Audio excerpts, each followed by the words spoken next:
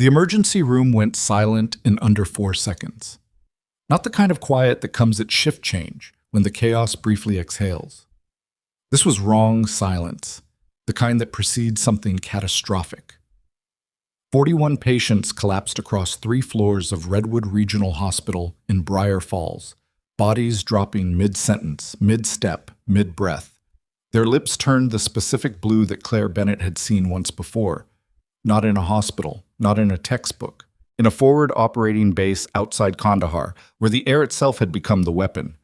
She was already moving before anyone else understood what was happening. "They're treating the wrong killer," she said, barely above a whisper. Nobody heard her. Nobody was listening to the nurse. If this story already has you gripped, follow along until the very end. Hit like, subscribe, and drop a comment telling me what city you're watching from. I want to see exactly how far this story travels. Claire Bennett had been awake for 11 hours when the first patient went down. She wasn't supposed to be the one who noticed. That was the thing about Redwood Regional. The hierarchy was visible in the architecture itself. Physicians occupied the wide center corridor, their voices carrying, their orders echoing off polished tile. Nurses worked the edges, the corners, the spaces between. They were the ones who actually touched patients, who remembered names, who caught the things that didn't show up on a chart until it was too late. And they were the ones whose observations got filtered through 3 layers of authority before anyone acted on them. Claire had learned to navigate that system the way she'd learned to navigate everything difficult in her life, quietly, carefully, and without making it about herself. She was charting a blood pressure reading for a 63-year-old man named Mr. Aldridge when she heard the sound. It wasn't loud. It was the absence of sound that caught her. The way a room full of people suddenly lost its ambient noise like a radio signal cutting out. She turned. Down the hall, a woman had slid off a waiting room chair.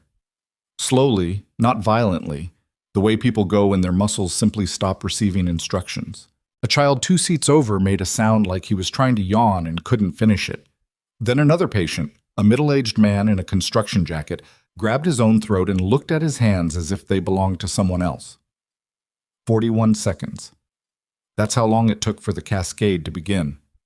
Claire counted them later, in a deposition, with the flat precision of someone who had learned to count things that mattered. She dropped her chart and moved. The ER already had a response protocol activating. Code gray, overhead announcement, the charge nurse calling for attending physicians. Standard mass casualty response, brisk and professional. 3 attending converged on the waiting area. Dr. Nolan Pierce, chief physician of emergency services, arrived in under 90 seconds, which was actually impressive. He was a tall man with the kind of confident stride that said he had never once doubted a diagnosis in his career. "What are we looking at?" he said, not to anyone in particular, but to the room. "Possible food contamination." His resident, Dr. Sasha Orlov, was already pulling up patient records. Several patients reported eating at the same food court location on the north end of Get Me GI Consults and Start Antiemetics. Standard food poisoning protocol. Pierce was already moving to the nearest patient, pulling on gloves with practiced efficiency. "Let's get these people stabilized and find out what they ate." Claire was crouched beside a 7-year-old boy. His name was on his hospital bracelet from an earlier intake, Marcus Webb, admitted 2 hours ago for a sprained ankle.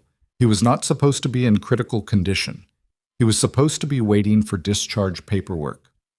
His breathing had gone shallow, not the labored breathing of someone vomiting, not the distress of an allergic reaction. Shallow, rhythmic, slowing, like a machine that was running out of power in a very specific way. She checked his pupils. Pinpoint constriction. Both eyes. Her hand went to his neck, checking his pulse. Slow. Slower than it should be. She noticed the thin film of moisture on his forehead, the slight muscular rigidity in his jaw. She stood. "Dr. Pierce." He didn't look up. He was doing his own assessment on an adult patient 20 feet away. "Dr. Pierce, I need you to look at this child." "Bennett." That was Orlov, not Pierce. His tone had a particular quality, not hostile exactly, but the tone of someone gently enforcing an invisible boundary. "We've got it from here. Help the charge nurse with triage tagging. His pupils are pinpoint. He's bradycardic, he's salivating, and he's got muscle rigidity that isn't consistent with food poisoning." She kept her voice even, not pleading, informational. This presentation is consistent with organophosphate exposure. That stopped Pierce. He straightened up from the patient he was assessing and turned to look at her. His expression was the particular kind of annoyed that comes from having your workflow disrupted by someone who doesn't outrank you. Organophosphate. He said it the way someone repeats a word they've never heard used seriously in a clinical context. You're telling me a food court caused a nerve agent exposure. I'm telling you what the presentation looks like.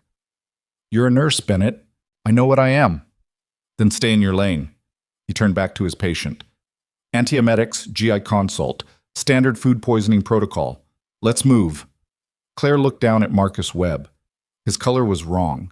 The bluish tinge at his lips was getting worse, not better. She knew that color. She had nightmares about that color. She made a decision.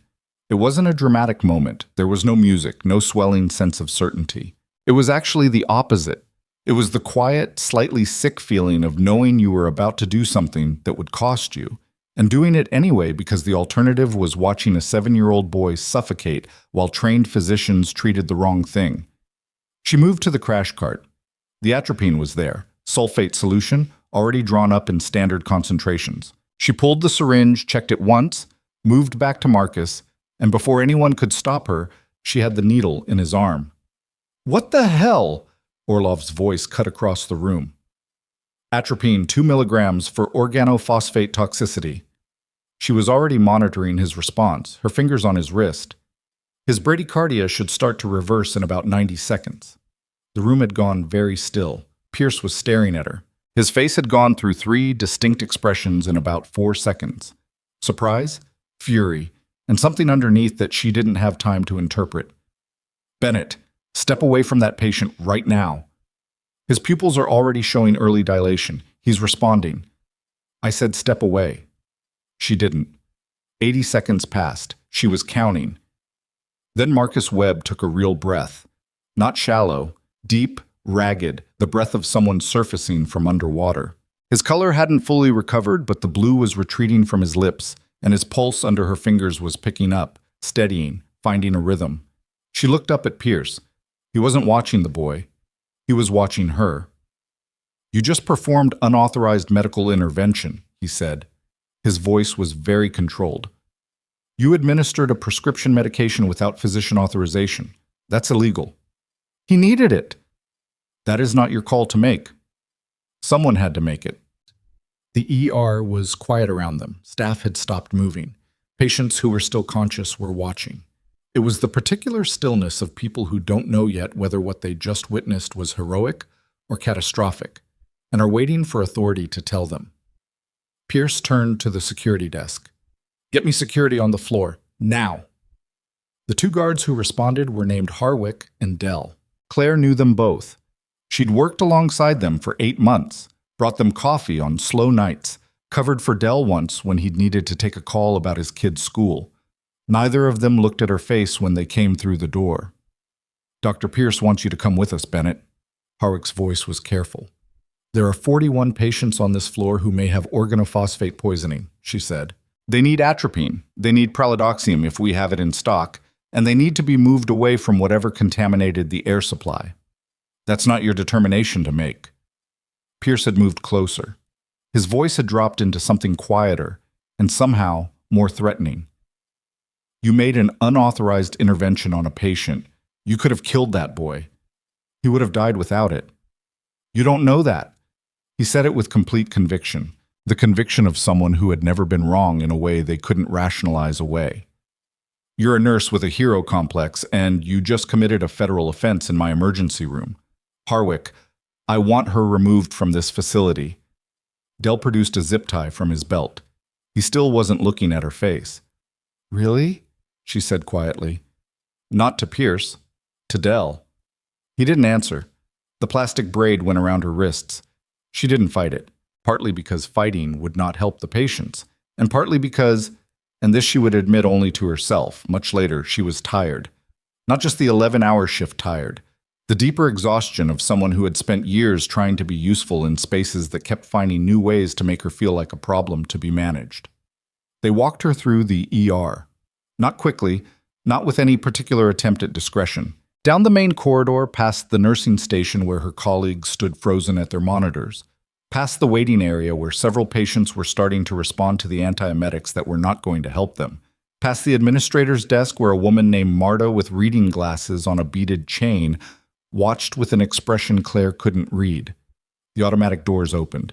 The night air hit her face. Briar Falls in late October had a particular quality, cold without being brutal, the smell of turned leaves and distant wood smoke. Under different circumstances, she might have found it a relief after the recycled air of the ER. Right now, she was watching the parking lot and thinking about 41 patients who were getting the wrong treatment. Pierce will figure it out, Harwick said, with the optimism of someone who needed to believe that. Claire didn't respond. She was looking at the northern sky above the parking structure, where a faint yellowish haze sat against the dark that shouldn't have been there. Industrial, chemical, the kind of atmospheric disturbance that a former combat trauma specialist would recognize and a food court patron would not. Her hands were still zip-tied behind her back. She sat down on the concrete curb at the edge of the ambulance bay and thought about what she knew. Organophosphate poisoning presented in a specific constellation: meiosis, bradycardia, bronchospasm, hypersalivation, muscle rigidity. The sludge mnemonic from her first year in the Army: salivation, lacrimation, urination, defecation, GI distress, emesis. She had seen it twice in her deployment, once from an accidental agricultural spill near a forward base, once in circumstances that were not accidental at all. Both times, the window for effective intervention had been narrow. Both times, the difference between a patient who recovered and one who didn't had been measured in minutes.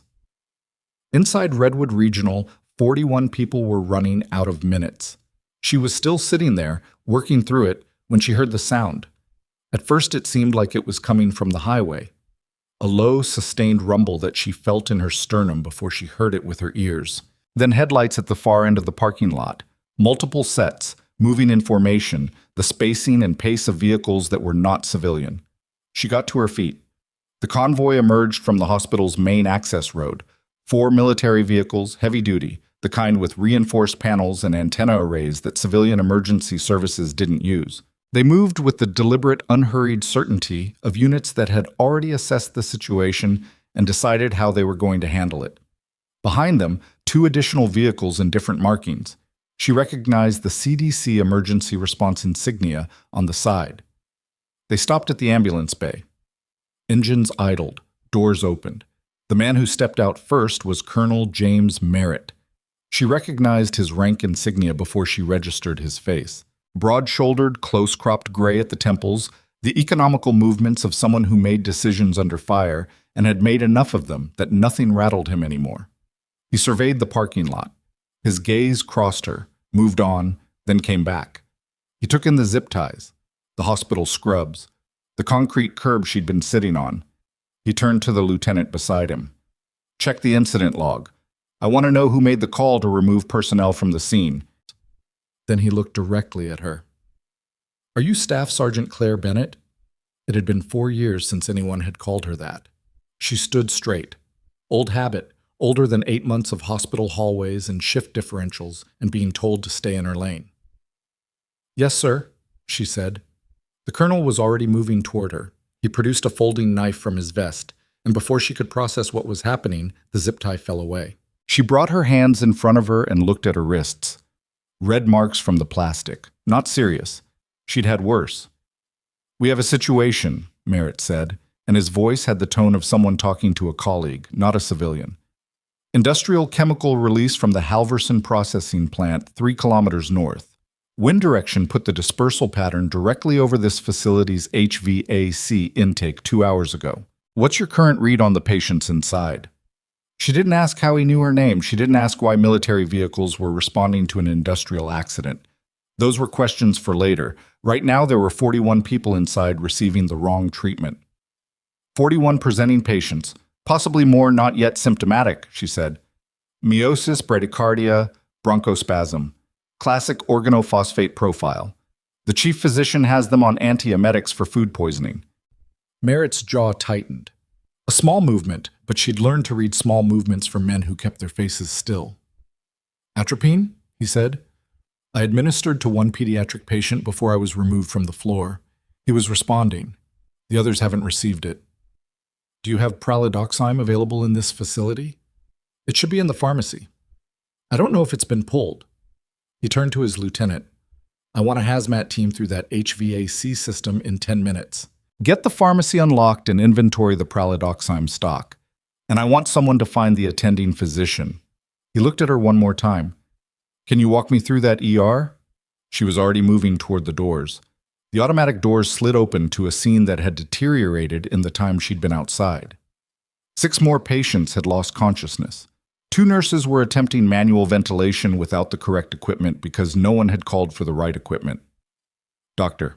Orloff was on the phone with a GI specialist who was offering advice that would not help anyone in that room. Dr. Pierce was arguing with the charge nurse about something Claire couldn't hear from the entrance, his voice carrying the particular pitch of a man who was not adjusting to new information. He turned when he heard the doors. He looked at Claire.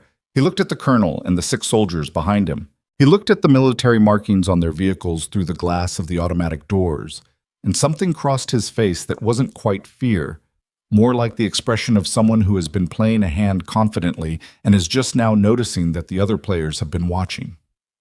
What is this? His voice was still authoritative. Habit. Colonel James Merritt, U.S. Army Emergency Response Command. Merritt held up his credentials without slowing his pace into the room. We have a confirmed chemical release from the Halverson plant affecting your facility's air supply. Your patients have organophosphate poisoning, not food contamination. We're taking over emergency response protocol. You can't just walk into my ER. I can. Merritt said it simply. We have joint authority with the County Emergency Management Office under the 2019 Hazardous Material Protocol, and your own administration signed the Cooperative Response Agreement 2 years ago. I'd suggest you use this time to locate your pralidoxime stock. He looked at Pierce steadily. Unless you'd like to argue jurisdiction while your patients deteriorate. Pierce's mouth moved. Nothing came out. Merritt turned to Claire. Sergeant Bennett, walk your team through the priority patients. She didn't correct him on the rank. There was no time. She moved to Marcus Webb first. He was still on the gurney, his color better than it had been, his breathing steadier. He was awake, which was something. His eyes followed her, frightened and confused, and she touched his hand once, quick, before she was already turning to the next patient. This one is stable, atropine on board. Keep monitoring. She moved. This patient needs intubation. Bronchospasm isn't resolving on its own. I'd recommend succinylcholine. She was already at the next gurney. Female 50-something, her bradycardia is more advanced than the others. I'd push the atropine dose higher and get a second line in. She moved through the room the way she'd learned to move through field hospitals under different kinds of chaos, with the particular forward lean of someone who has learned that hesitation costs more than imperfect information. Behind her, she could hear the military medics moving, translating her assessments into actions. She heard Orlov's voice, quieter now, asking one of the soldiers what pralidoxime dosing looked like for a 70-kilogram adult. She didn't look back. She was halfway through the room when she heard Pierce's voice again. You need to understand something. He was speaking to Merritt. His tone had shifted.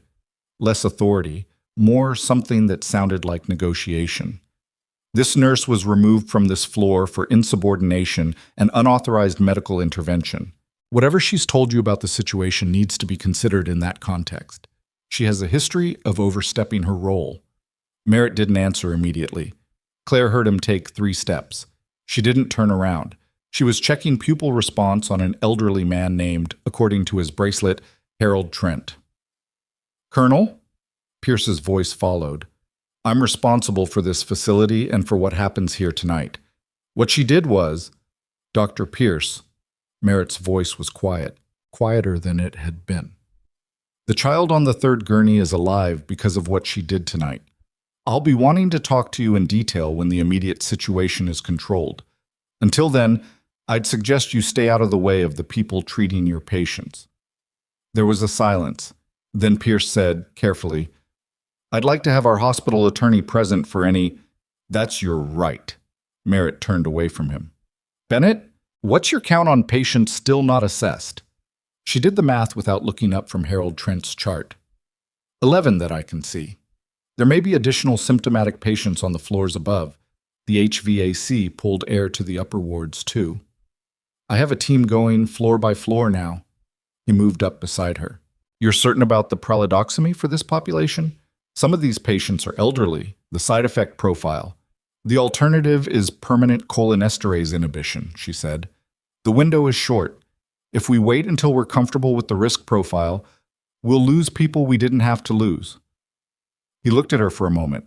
Not challenging, assessing. She'd seen that look before, from commanders who needed to know if the person giving them information knew what they were talking about. Your call, he said. It was the first time anyone in that building had said those words to her since she'd walked through the doors for her first shift 8 months ago. She nodded once and kept moving. The room was different now. The controlled chaos of a moment ago had reorganized itself into something more purposeful. Military medics working alongside the hospital staff, equipment being pulled and positioned correctly, the particular sounds of an emergency response that was finally pointed in the right direction. She reached the last patient on her mental list. A teenager, 16 or so, brought in with her mother who was 2 gurneys over. The girl's name was Priya, according to her bracelet. Her mother kept calling out from across the room, a sound that wasn't quite words, just her daughter's name repeated at intervals like a metronome. Priya's breathing was strained but present. Her pupils were constricted but responsive to light, a better sign than several of the patients Claire had already passed. Her heart rate was dropping, though.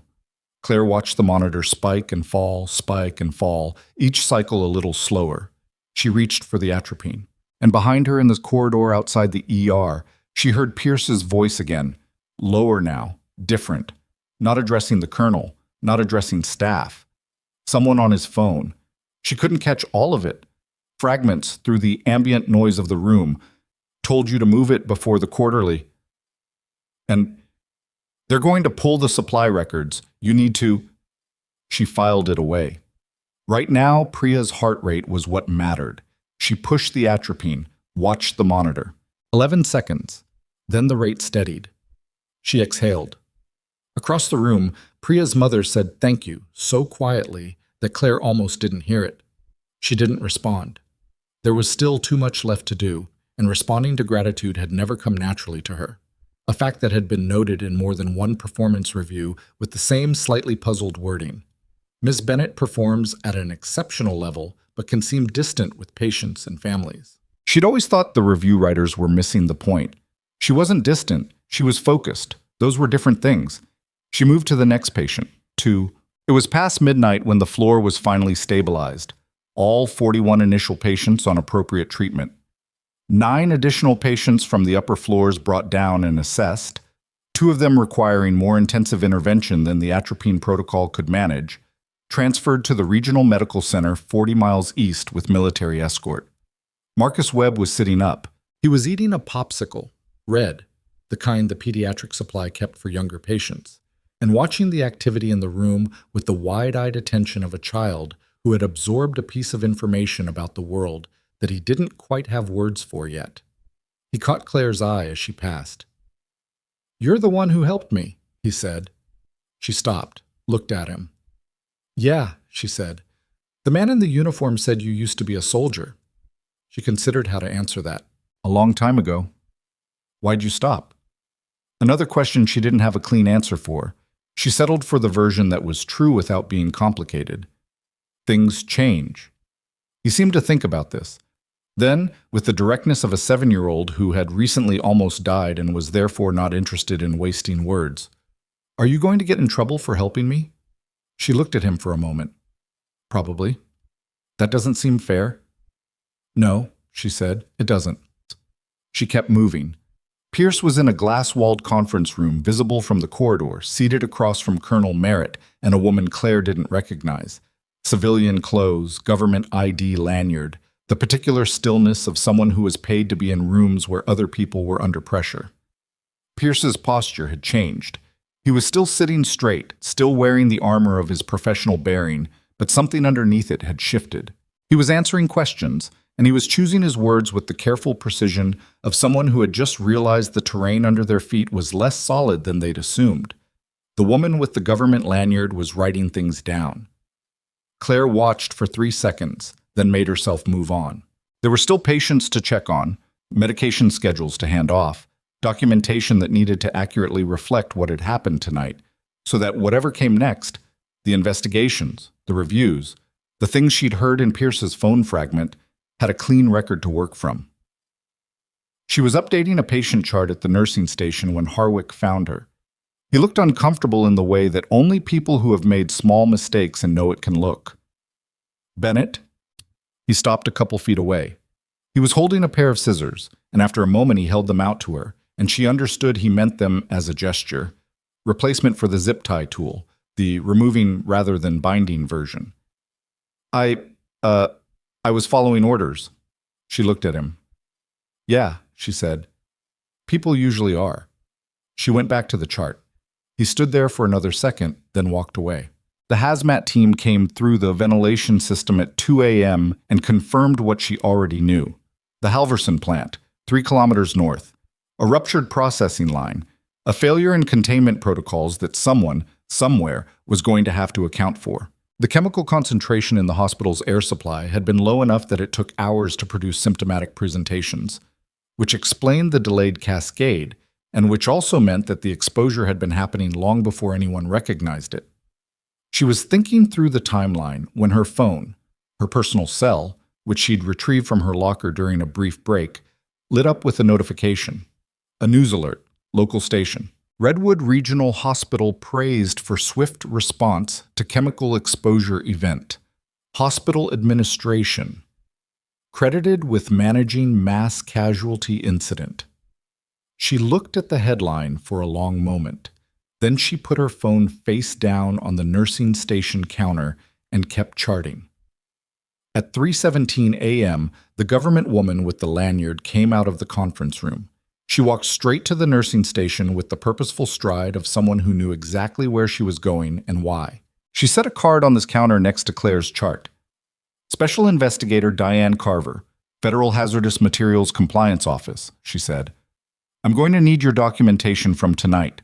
Everything. Your initial observations, your timeline, the intervention you performed, the communications you had with the attending physician." She paused. "I'm also going to need you to tell me everything you heard in that corridor around midnight." Claire looked at her. "The phone call," Carver said. "I know you heard part of it. I need the rest." "I only caught fragments." "Tell me the fragments."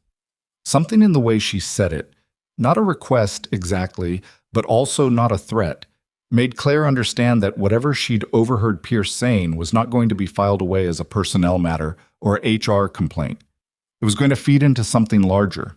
Something that had been moving before tonight, that tonight had simply accelerated. She thought about the supply records Pierce had mentioned, the quarterly reference, the instruction to move something before someone pulled the documentation. She thought about 41 patients who had received the wrong treatment while the correct one sat 20 feet away in a crash cart. She thought about Marcus Webb eating a red popsicle and asking if she was going to get in trouble. "I heard him say to move something before the quarterly review," she said. "He said they were going to pull supply records. He told whoever he was talking to that they needed to—" Her phone buzzed on the counter. She glanced at it. Another news alert, different station. "Exclusive Redwood Regional Hospital nurse fired for dangerous unauthorized intervention during chemical emergency. Physician defends decision." Her photo was in the thumbnail. Her hospital ID photo, somehow already obtained and reproduced in the way that media managed when someone had already been on the phone with the right people. She looked at it for 3 seconds. Then she finished her sentence. "He told whoever he was talking to that they needed to make sure there was nothing left to find."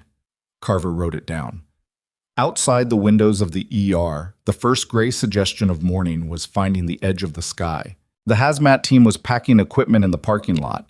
The military vehicles were still there, engines quiet now but present.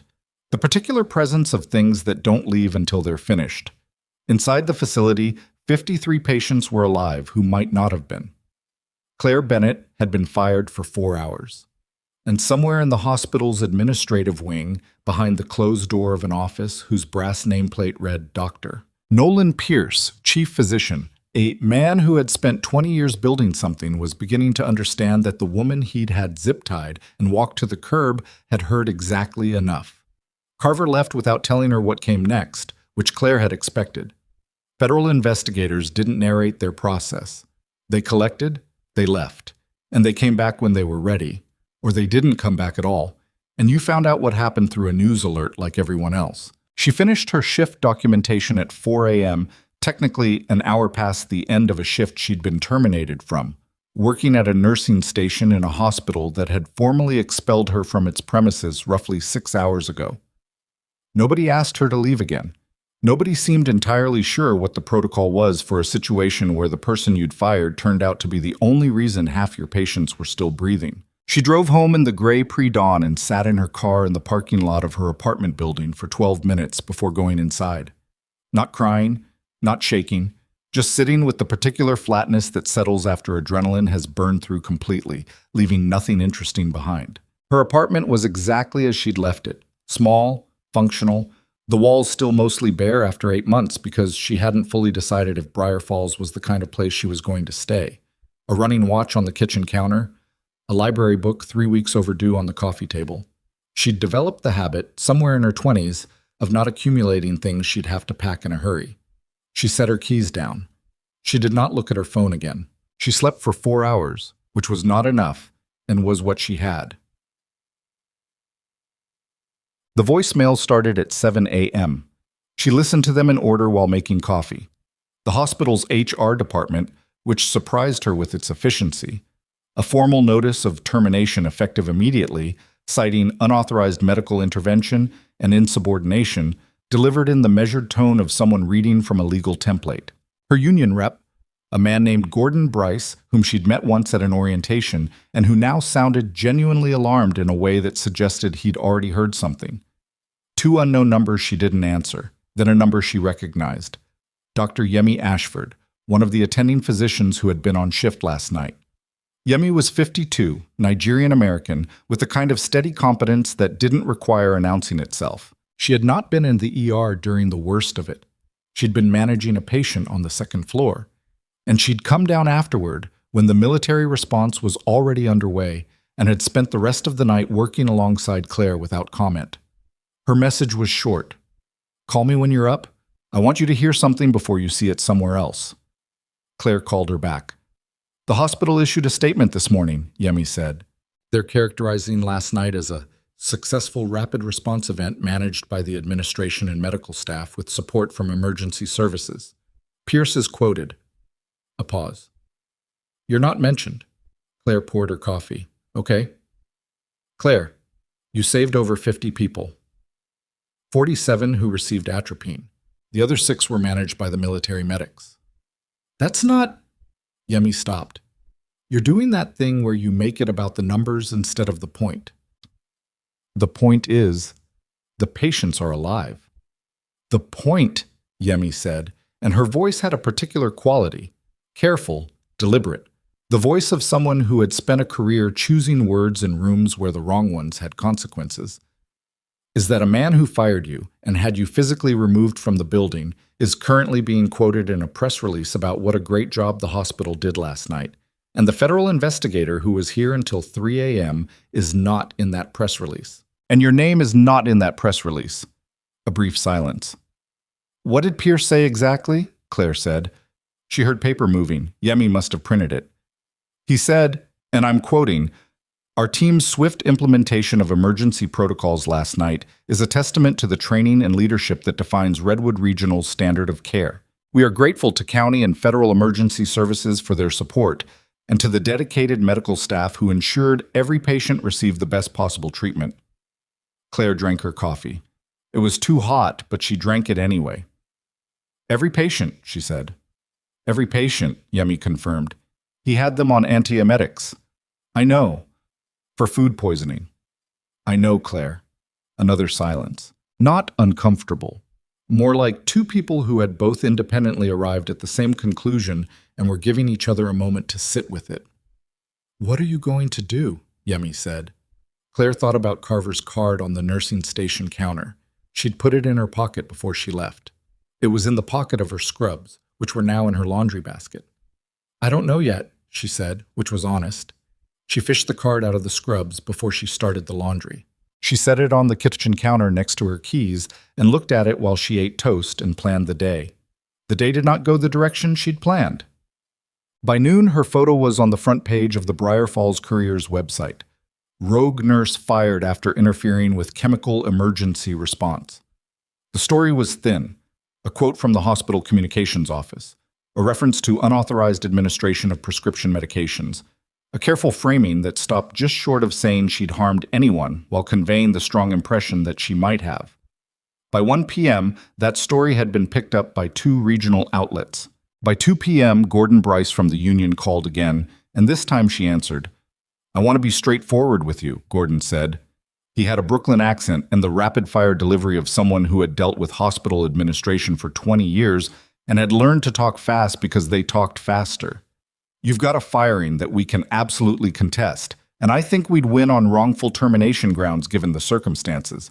But I want you to know that the hospital's legal team has already been in contact, and they are prepared to pursue charges for unauthorized medical intervention, which is criminal," she said. "It's a gray area technically, but yes, in the wrong courtroom it looks bad. They're not filing anything yet, which tells me they're using it as leverage to keep you from making noise. But they could." He paused. "The question is whether you want to fight this or whether you want a quiet settlement and to move on. A lot of people in your position, what do you need from me to file the grievance?" A beat. "You're sure?" "I'm sure." "Okay." She heard him exhale. "I'm going to need your full incident documentation, your timeline from yesterday, and any communications, written or witnessed, where Pierce or hospital administration acted in ways that compromise patient care. If there's anything you know about internal operations that's relevant to patient safety, I need that too." She thought about Pierce on the phone, about supply records and quarterly reviews and the instruction to move something before someone started looking. "There may be more than a wrongful termination here," she said carefully. A longer pause. "What are you telling me, Claire?" "I'm telling you to let me make a call first."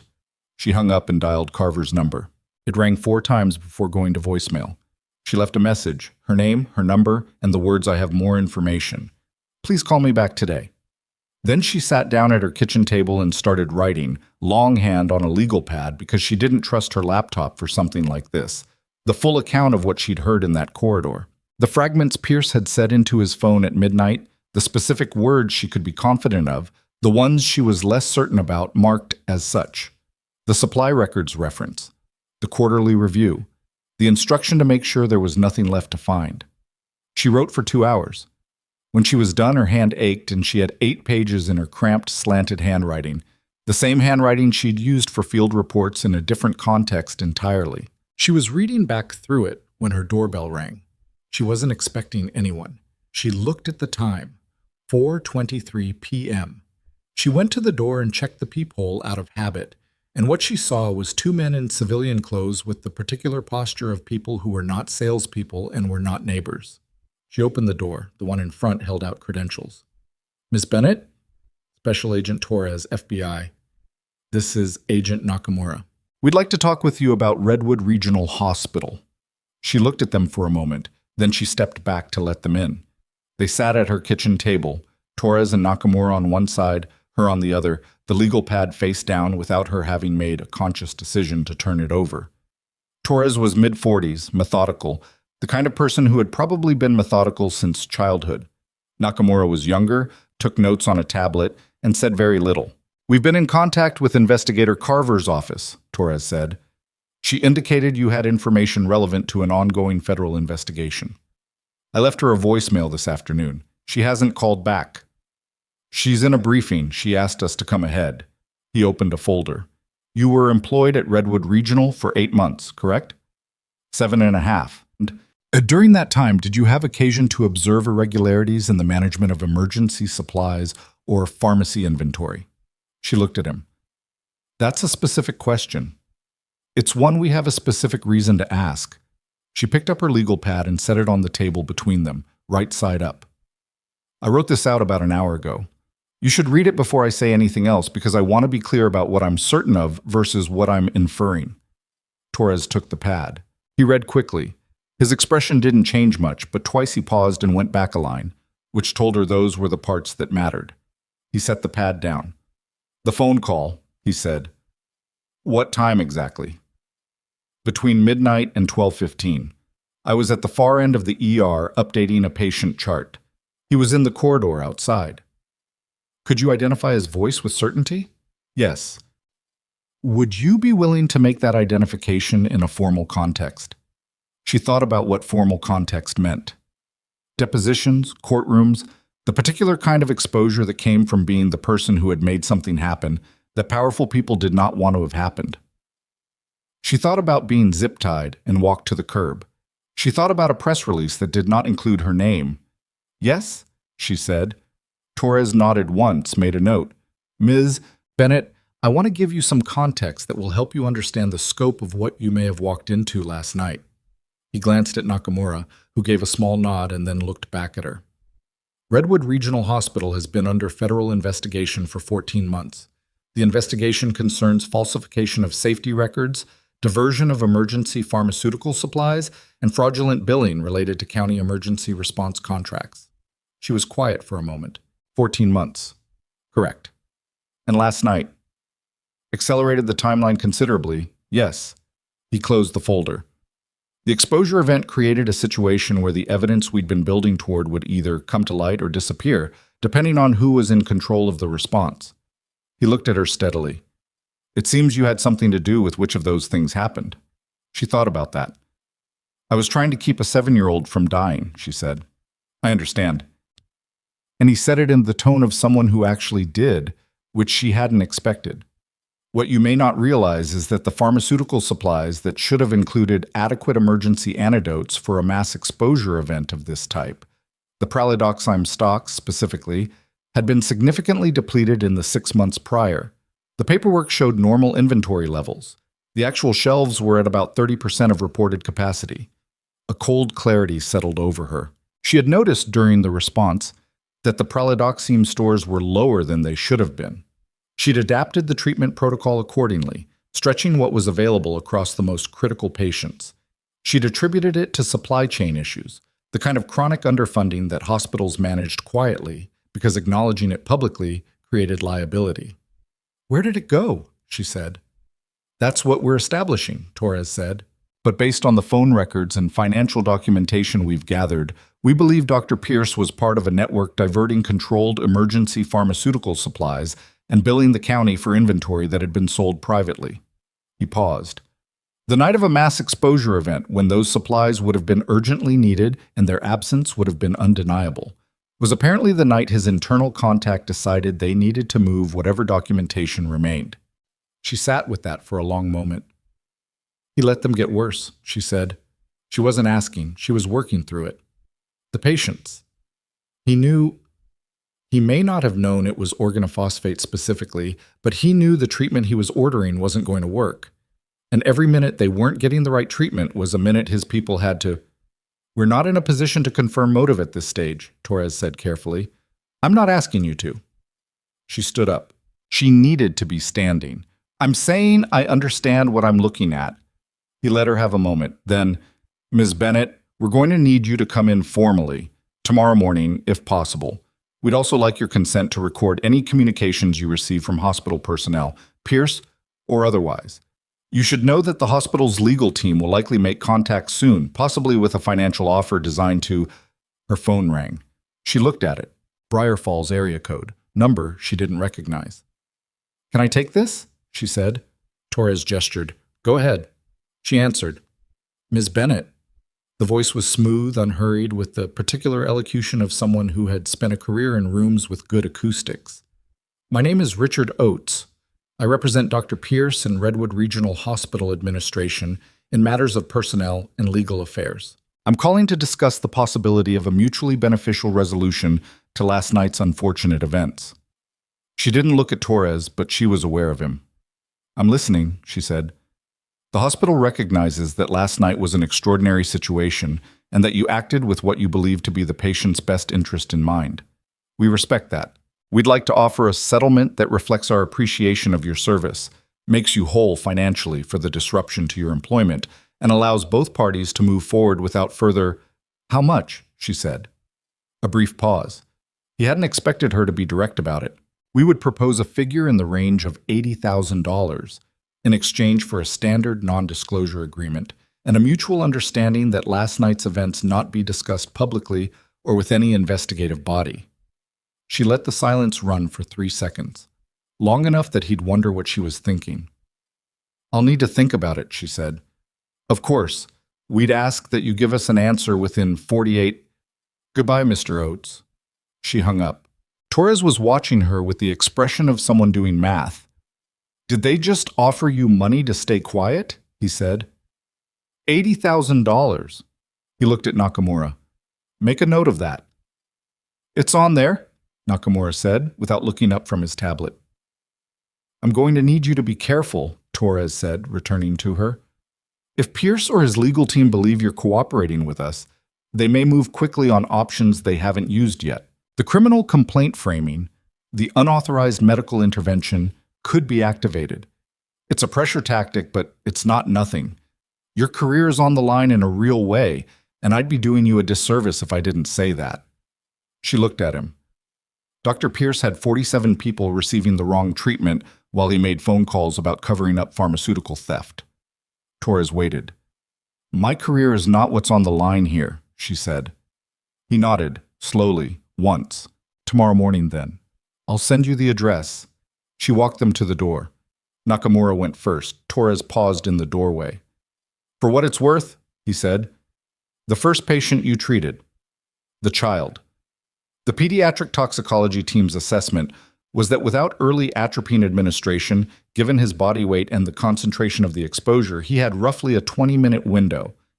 You got to him inside 50. She absorbed that. I know, she said. I was counting. He left. She closed the door and stood in her hallway for a moment, in the specific quiet of a space that has just had people in it and is now empty. Then she went back to the kitchen. She picked up the legal pad and started on page 9. She wrote until her hand cramped, then switched to her laptop, not caring any more about security because Torres's card was on the table next to Carver's. And if the federal government was already involved, the marginal risk of typing on her own computer was not what was going to determine how this ended. She was 2 hours into it when her email notification fired. The subject line was from an address she didn't recognize, a personal Gmail, not an institutional address. The subject line read, You should know what's on the 3rd floor. She stared at it, then she opened it. The email contained a single attachment, a PDF, 12 pages, what looked like internal hospital documents, supply inventory records dated across an 18-month period, with 2 columns of numbers that didn't match. The official reported figures and a second set in a different color, annotated with small notations she'd need time to decode. The discrepancy in pralidoxime levels was there, running across nearly 14 months of records. She scrolled to the last page. At the bottom, beneath the most recent inventory entry, dated 6 days ago, someone had written in the annotation field, in the same color as all the other notations, 2 words. He knows. She read it 3 times. She didn't know who had sent it. She didn't know who he referred to. Pierce, certainly, but Pierce knowing what? That someone inside the hospital was documenting the discrepancies? That the investigation was accelerating? That last night had changed the landscape of what was possible to hide? Or something else? Something that wasn't in the documents she was looking at? She forwarded the email to Torres's contact address with 3 words in the body. Receive this tonight. Then she sat very still, looking at the screen, thinking about the fact that someone inside Redwood Regional Hospital had found her personal email address in the 6 hours since she'd been publicly named in a news story and had sent her 12 pages of evidence that appeared to confirm a 14-month federal investigation. Either someone inside was trying to help her, or someone inside was trying to make sure she was holding documents they could use to discredit her. She looked at the annotation again. He knows. The cursor blinked in the silence. Her phone lit up. A text from a Redwood regional number she recognized as the nurses' station on the 3rd floor. A colleague named Patrice, who worked nights and had been there when Claire was walked out. The text read, Don't come in tomorrow. I mean it. Something happened tonight, and I don't know who to trust, but it's not safe. And then 40 seconds later, a second text. Pierce isn't there anymore. They took his badge at 8 p.m., but someone else is running the floor, and I don't know who they answer to. Claire, please be careful. She read Patrice's second text 3 times, then set the phone face down on the table. Not because she was ignoring it, because she needed 30 seconds to think without the screen pulling at her attention. Pierce's badge had been pulled at 8 p.m. That was 4 hours ago. Torres and Nakamura had been sitting in her kitchen at 4:23, which meant they'd already known, or known enough, when they walked through her door. They hadn't mentioned it. That was either professional discretion or deliberate omission, and she didn't know yet which one to be more concerned about. She picked the phone back up and texted Patrice. I hear you.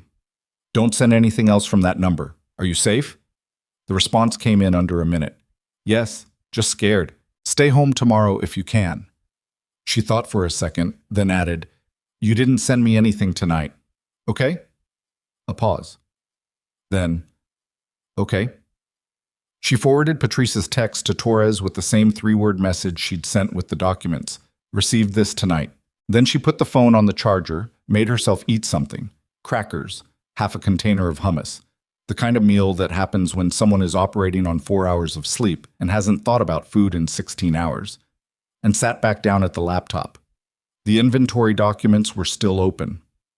She went through them again, this time with a different eye, not for the discrepancies she'd already clocked, but for the annotation pattern. Whoever had made the second column notations had done it with specific technical familiarity. These weren't rough estimates or guesses. They were cross-referenced against what looked like actual delivery receipts, buy-in quantities, and controlled substance disposal logs. This was someone who knew how the system was supposed to work and had been watching it work incorrectly for 14 months. That wasn't a whistleblower who'd stumbled onto something. That was someone who'd been building a case. She closed the laptop at midnight and slept for 5 hours, which was still not enough and was still what she had. Torres's office was in a federal building 20 minutes from her apartment, the kind of space that was designed to communicate nothing about the people who worked in it. Neutral carpet, overhead lighting, a conference room with a window that looked out on a parking structure. Torres was already there when she arrived at 8 a.m. Nakamura was there, Carver was there, so she recognized her from the hospital, the lanyard gone now, civilian blazer, same precise stillness. There was also a woman Claire didn't recognize, introduced as Assistant U.S. Attorney Margolis, who had the compact, forward-leaning energy of someone who had been awake since before Claire and was running on something stronger than 4 hours of sleep and crackers. Before we start, Claire said, pulling out her chair, I want to know who sent me those documents last night. Torres and Margolis exchanged a look. It was brief and told her nothing specific, but told her the question was expected. We're looking into that, Torres said. That's not an answer. It's the one I have right now. He set a folder on the table. What I can tell you is that the documents you forwarded are consistent with evidence we've gathered through other means. They're not fabricated. Whether the person who sent them to you is a cooperative witness or someone trying to complicate your position, that's what we're trying to establish. She sat with that. It matched what she'd been thinking at midnight, which didn't make it more comfortable. The annotation at the bottom, she said. He knows. What does that mean in your read? It may mean that Pierce was aware someone inside the hospital was documenting the inventory discrepancies, Carver said, speaking for the first time. Her voice was the same as it had been at 3 a.m., precise, unhurried.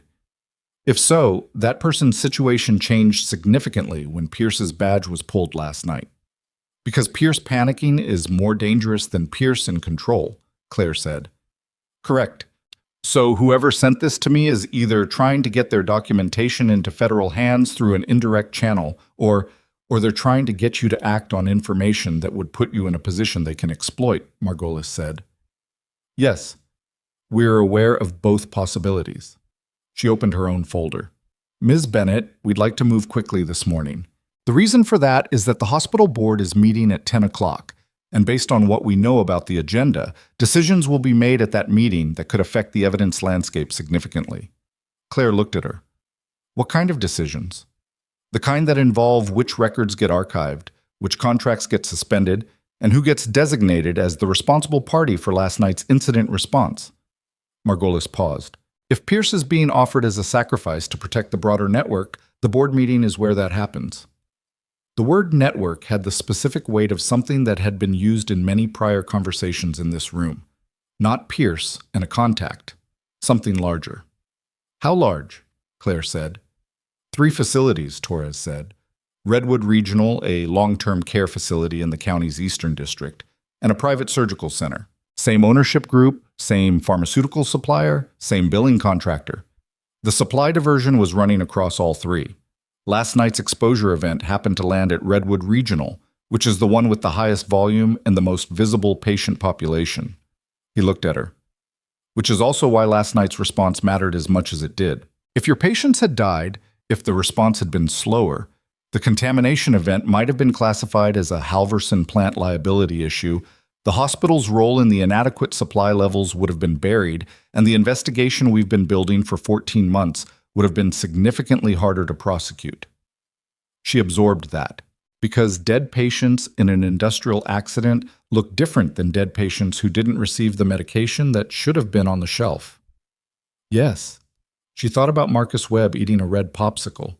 She thought about the bluish tint of his lips and the specific calculation she'd made in the 4 seconds between recognizing his presentation and moving to the crash cart. She had not been thinking about 14-month federal investigations when she pushed that atropine. "What do you need from me this morning?" she said. What they needed took 2.5 hours. Her full recorded statement, covering everything from her first shift at Redwood Regional through the phone call she'd overheard to the text from Patrice. The inventory documents reviewed page by page, her confirming which discrepancies she could independently corroborate from her own clinical experience, medications that should have been in stock and weren't, reorder requests she'd submitted that were approved on paper but never seemed to result in actual restocking. Small things, the kind of things a nurse notices and a physician doesn't have to because the nurses are the ones who go to the supply room. She'd submitted 4 such requests in her 8 months at Redwood Regional. She hadn't connected them to anything larger because the explanations she'd been given, supply chain delays, budget cycles, formulary changes, were the kind of explanations that sounded plausible in a healthcare environment that ran chronically short on everything. Margolis made a note every time Claire described a discrepancy she could verify. By the end of the session, that list was longer than any of them had expected. At 10:40 a.m., Nakamura's phone buzzed on the table. He looked at it. He said nothing, but he turned the screen slightly toward Torres, and something moved across Torres's face. Not quite satisfaction, not urgency. Something in between. "The board meeting," Torres said. "What happened?" Claire said. 2 board members walked out before the vote. They're downstairs." Torres was already standing. "We need to pause here."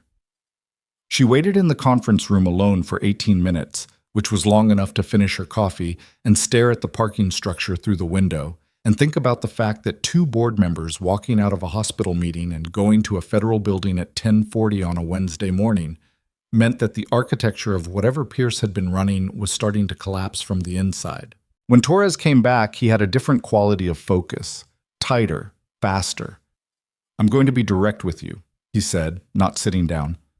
"The 2 board members who came in have provided testimony consistent with everything you've described and the documents you received last night.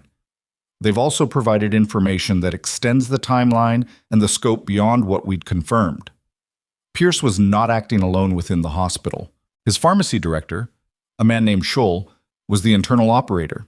Scholl managed the physical movement of the diverted supplies." He paused. "Scholl came in this morning before the board meeting and attempted to access the pharmacy's long-term archive storage. Security flagged it because his access privileges had been suspended last night as a precaution. He was trying to pull records," she said. "He was trying to pull physical records, paper backups of the controlled substance logs." Torres looked at her steadily. "He also made a phone call at 7 a.m. this morning to a number associated with the private surgical center in the Eastern District. We recorded it. During that call, he mentioned your name." The room was very still. "What did he say?" she said. "That you had documentation you shouldn't have, that you'd given it to federal investigators." He paused again. "And that something needed to happen before you testified formally." She processed that carefully. He thinks I was the one building the case. The documents sent to me last night, whoever the whistleblower is, Scholl thinks it was me. That appears to be correct, which means the person who actually sent them is still protected. For now. She stood up. Not from agitation, just because she needed to be standing. So what's the actual threat? Scholl's already under surveillance. Pierce has had his badge pulled. Who is he calling to make something happen? Torres's expression shifted fractionally, the tell of someone deciding how much to say. The Halverson plant has private security contractors on the premises, holdovers from when the facility handled more sensitive industrial processes. 2 of those contractors have financial ties to the same billing network the investigation has been tracking. We don't know yet if Scholl has operational access to those individuals or if he was making a threat he couldn't back up. He held her gaze. We're not taking it as a bluff. She nodded once. Am I safe here? Safer here than most places right now. He said it directly, which she appreciated. We'd like to move your formal testimony to this afternoon rather than waiting, and we'd like to have someone with you when you're not in this building. I don't need a babysitter. Not a babysitter, an agent. Standard protective protocol. She looked at him. You've been building this case for 14 months. You had financial records, you had billing irregularities, you had enough to investigate 3 facilities. Why didn't you move before now? He was quiet for a moment. Pharmaceutical supply diversion is difficult to prosecute without physical evidence of where the supplies went.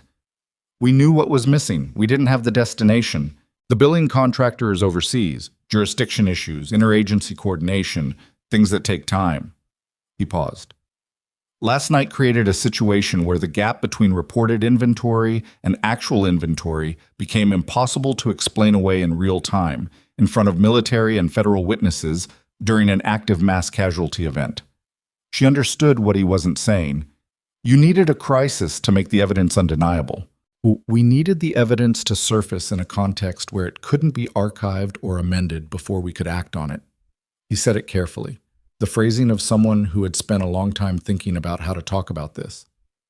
Last night was not a manufactured crisis, but we were watching it very closely from the moment the Halverson plant breach was reported. She thought about the convoy arriving at the ambulance bay, the military vehicles, the CDC response, the specific precision of it. Merritt, she said, he knew. The Army had been in contact with our office, yes. The chemical exposure gave us grounds to embed directly on site. Once we had personnel in the building, the access issues that had been slowing us down, he stopped. It happened faster than it would have otherwise. She sat with that for a moment. The particular feeling of understanding that the night she'd lived as pure crisis, improvised and terrifying and driven entirely by a child's collapsing vital signs, had also been something else. A convergence. Things that had been moving in parallel for 14 months arriving at the same point. The whistleblower, she said. The person who sent me those documents. They're inside the hospital right now. We believe so. And they sent the documents to me because they saw my name in the news and thought I was the safest outside channel they had. That's our read. If Scholl thinks I built the case and the real whistleblower is still inside the building, she didn't finish the sentence. Torres was already nodding. We have someone on site, he said. Plainclothes. They've been there since 6 a.m. Do they know who the whistleblower is? We have a strong hypothesis. She almost asked him who. She stopped herself because she realized that knowing would make her behave differently, and she couldn't afford to behave differently, and Torres knew that and was protecting her from it as much as he was protecting the investigation. Her phone buzzed.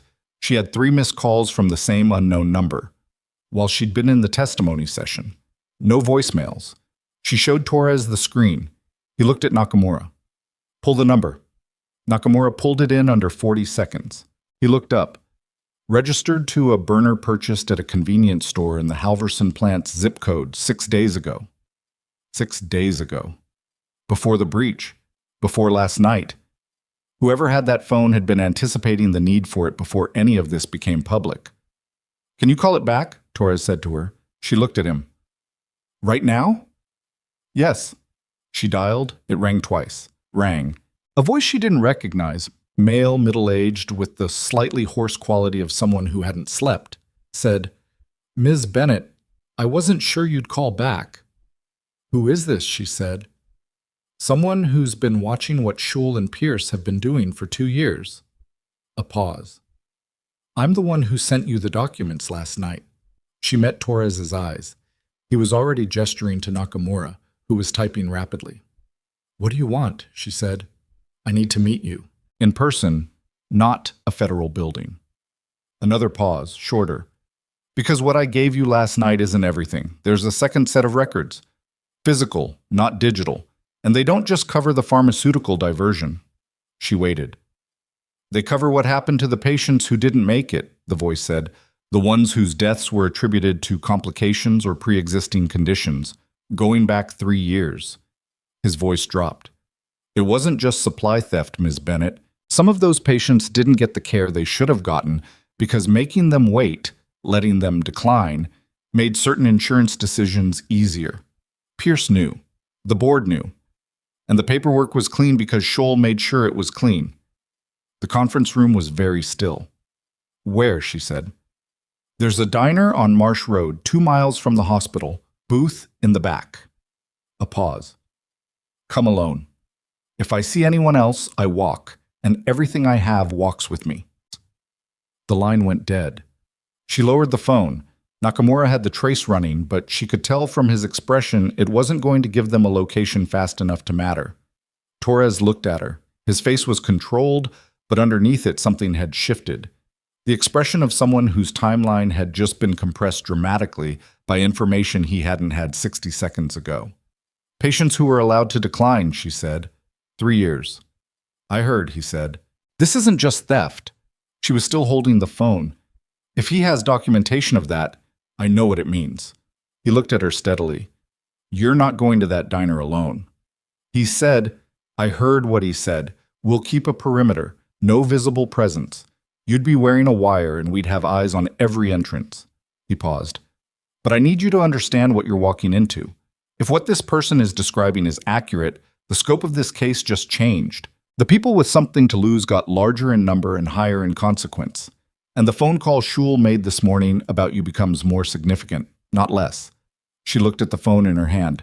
Somewhere in a diner on Marsh Road, 2 miles from a hospital where she'd worked for 8 months and seen everything wrong and understood approximately 15% of how wrong it actually was, a man was sitting in a back booth with physical records that could reframe the deaths of patients who had been written off as statistical outcomes. What time? Torres said. She looked at the missed calls. The third one had come in at 10:52. She did the math. 40 minutes ago. She didn't know how long he'd wait. I need an answer, Ms. Bennett. Outside the window, the parking structure sat gray and ordinary in the November light. She thought about 47 patients who had gotten the right treatment. She thought about the ones who hadn't, not last night, but before. 3 years of before. The ones whose names she didn't know and whose charts she'd never seen and who had died in a building she'd spent 8 months walking through without knowing. Get the wire, she said. The wire was a small adhesive transmitter, roughly the size of a thick bandage, which a female agent named Reyes pressed to Claire's sternum in the federal building's single-occupancy bathroom. Reyes worked quickly and without commentary, smoothing the edges flat with practiced efficiency before stepping back to check the concealment. Talk normally, Reyes said. Don't pitch your voice. Don't look for us when you walk in. I know, Claire said. Reyes glanced at her. You've worn one before? No, but the principle isn't complicated. She drove herself. Torres had argued for a different arrangement, agent in her car, drop off half a block out. But she'd pushed back because a woman arriving at a diner in her own vehicle looked different from a woman arriving in a vehicle that had been driven somewhere specific for a reason. The man on the phone was already scared. She needed him manageable, not running. Marsh Road was the kind of street that happened at the edges of mid-sized cities. A tire shop, a discount furniture outlet, a nail salon with a hand-painted sign. The diner was called Callie's, which she'd driven past a dozen times without ever stopping. The parking lot was half full, the lunch crowd thinning. She pulled in, cut the engine, and sat for 30 seconds. She was doing something she didn't love doing, which was walking into a space where she didn't control the variables. The wire helped marginally. The knowledge that Torres had a 3-vehicle perimeter helped marginally. What would have helped more was knowing who the man on the phone actually was, what he wanted beyond "meet me here," and whether the thing motivating him was justice or self-preservation or something more complicated than either. She got out of the car and went in. The booth in the back was occupied by a man who was somewhere between 55 and 65, heavy-set, with the posture of someone who'd spent decades at a desk and the face of someone who hadn't slept in 48 hours. He was wearing a jacket that was too warm for the indoor temperature, which meant he'd been there long enough to need it outside and hadn't taken it off since he sat down. He looked up when she walked toward him. Something in his expression loosened slightly. Recognition, relief, the particular release of someone who'd been waiting and wasn't sure the person was coming. She slid into the booth across from him. She did not extend her hand. "You have a name?" she said. "Dwight Farron." He said it the way people say things they've decided they're done hiding. "I've been the hospital's compliance officer for 6 years." She absorbed that. Compliance. The person whose job was to ensure that the hospital met regulatory and legal standards. The person whose documentation would be the most complete, the most systematically organized, and the most devastating if it showed what she thought it showed. "You built the second column in those inventory records," she said. He nodded. "I've been keeping a parallel set of records since the 3rd month I was there. Pierce told me on my 2nd week that supply management was handled, and compliance reporting went through him before it went anywhere else. That was the tell." He wrapped both hands around a coffee cup that was clearly empty. "I didn't understand everything I was seeing for the first year. By the time I did, I was in a position where what I knew made me—" He stopped. "Complicated." "You mean you knew too much to leave quietly and not enough to feel safe going to anyone?" "Yes." "Why me? Why now?" He looked at her steadily. "Because last night proved you were someone who acts on what she sees, and because the phone call this morning—" He stopped again. "Joel's call," she said. Not a question. He blinked. "You know about that?" "I know he mentioned my name and said something needed to happen." His jaw tightened. He was frightened, she realized.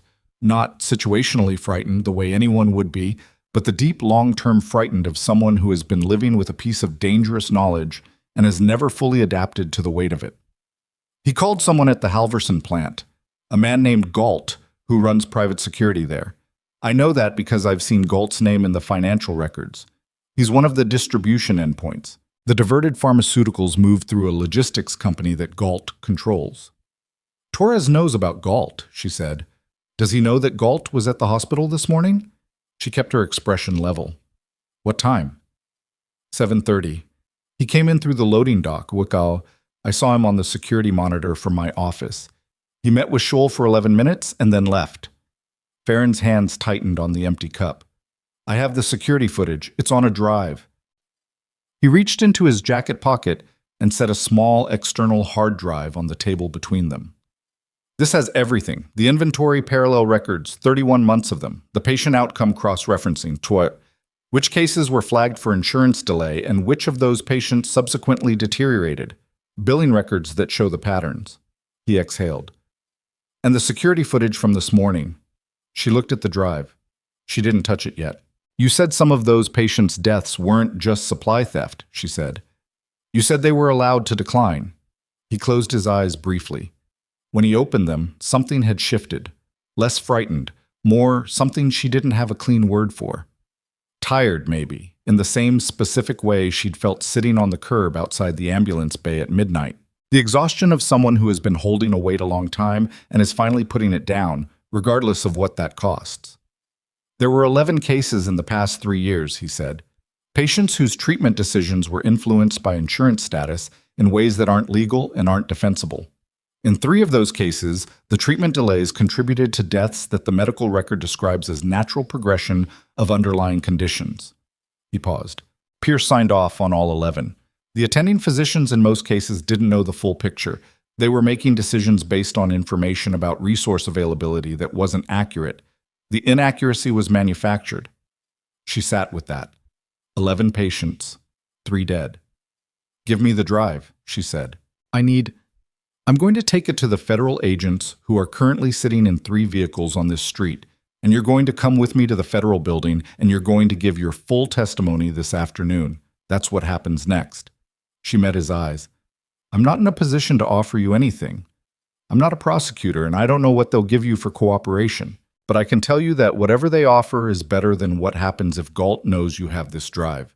And Torres doesn't have you yet. A long pause. Does Pierce know it was me? He said. I don't think so. I think Scholl thinks it was me, which is why you're safer right now than you were an hour ago. She paused. That changes if you walk out of here alone. He slid the drive across the table to her. She picked it up. There's a back door, he said. Loading area. If Galt had someone watching the front, don't go out the back, she said. You go out the back. You're alone and out of sight. You stay next to me. He looked at her for a moment with the expression of someone recalibrating their understanding of the situation. Then he stood. She sent Torres a single text under the table as she stood, coming out the front, 2 of us. The formal intake process for Farron took the rest of the afternoon. Claire was not present for most of it, but she was present long enough to see the moment Margolis walked into the room where Farron was sitting with his hands flat on the table and a glass of water he hadn't touched. And the moment Margolis opened his drive on a laptop and stopped talking and just looked at the screen for a long moment. That expression was its own kind of verdict. She waited in the hallway.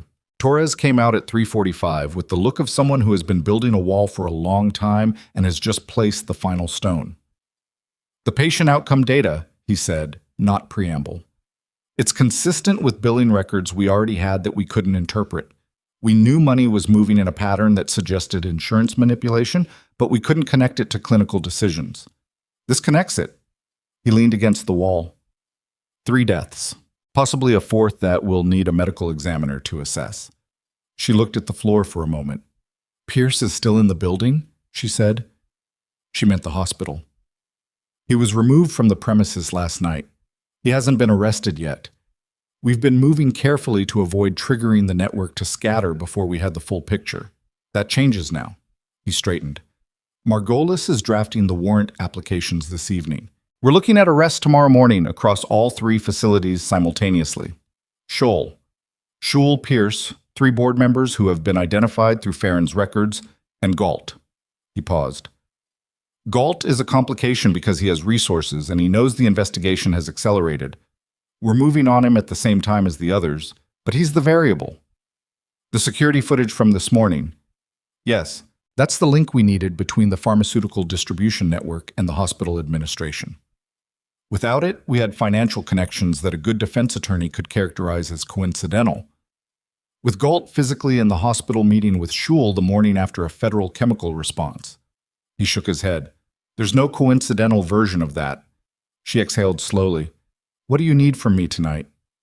Nothing tonight. Agent Reyes will stay with you. Tomorrow morning you'll need to be available, but not at the hospital. She nodded. Then, the media story that Pierce's communications office put out last night. The one that credited the hospital administration for the response. Torres looked at her. That story is still running, she said. His name is still in it. My name is still not. He was quiet for a moment. By tomorrow afternoon, the public record will look substantially different. She didn't find that entirely satisfying, but she'd learned the difference between satisfying and necessary. She went home.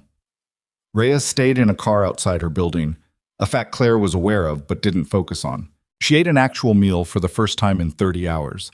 Pasta, because it was fast. And sat at the kitchen table and thought about 11 patients and 3 deaths and a compliance officer who had spent 3 years building a parallel record of everything he'd watched happen. She thought about Pierce's press release, our team's swift implementation of emergency protocols. She thought about what swift implementation actually looked like from the curb of an ambulance bay with your wrists zip-tied. She went to bed at 10 and didn't sleep well and was awake before the alarm at 6. But Torres called at 7:14 a.m. We have a problem, he said. She was already dressed. Galt. He left his registered address sometime between midnight and 4 a.m. His vehicle is at the airport, but he didn't board any flight we can trace. A pause. He may have driven out of state. He may still be local. We don't know. Does that stop the other arrests? No, Margolis is moving forward on the warrants at 8. I wanted you to know about Galt before you saw it on the news. Is there a reason I need to be specifically worried about Galt?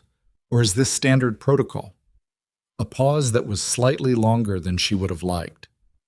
Galt has a history in private security that includes some contract work of a, let's call it a flexible nature. He has the capability to be a problem if he's determined to be. Meaning Reyes stays with you today. She looked out her kitchen window at the gray November morning. Fine. At 7:52, Torres sent a text. Warrant signed. 8 minutes. She made coffee and waited. At 9:23, her phone lit up with a news alert. Breaking. Federal agents arrest Redwood Regional Hospital. Chief physician, pharmacy director in multi-facility healthcare, fraud investigation.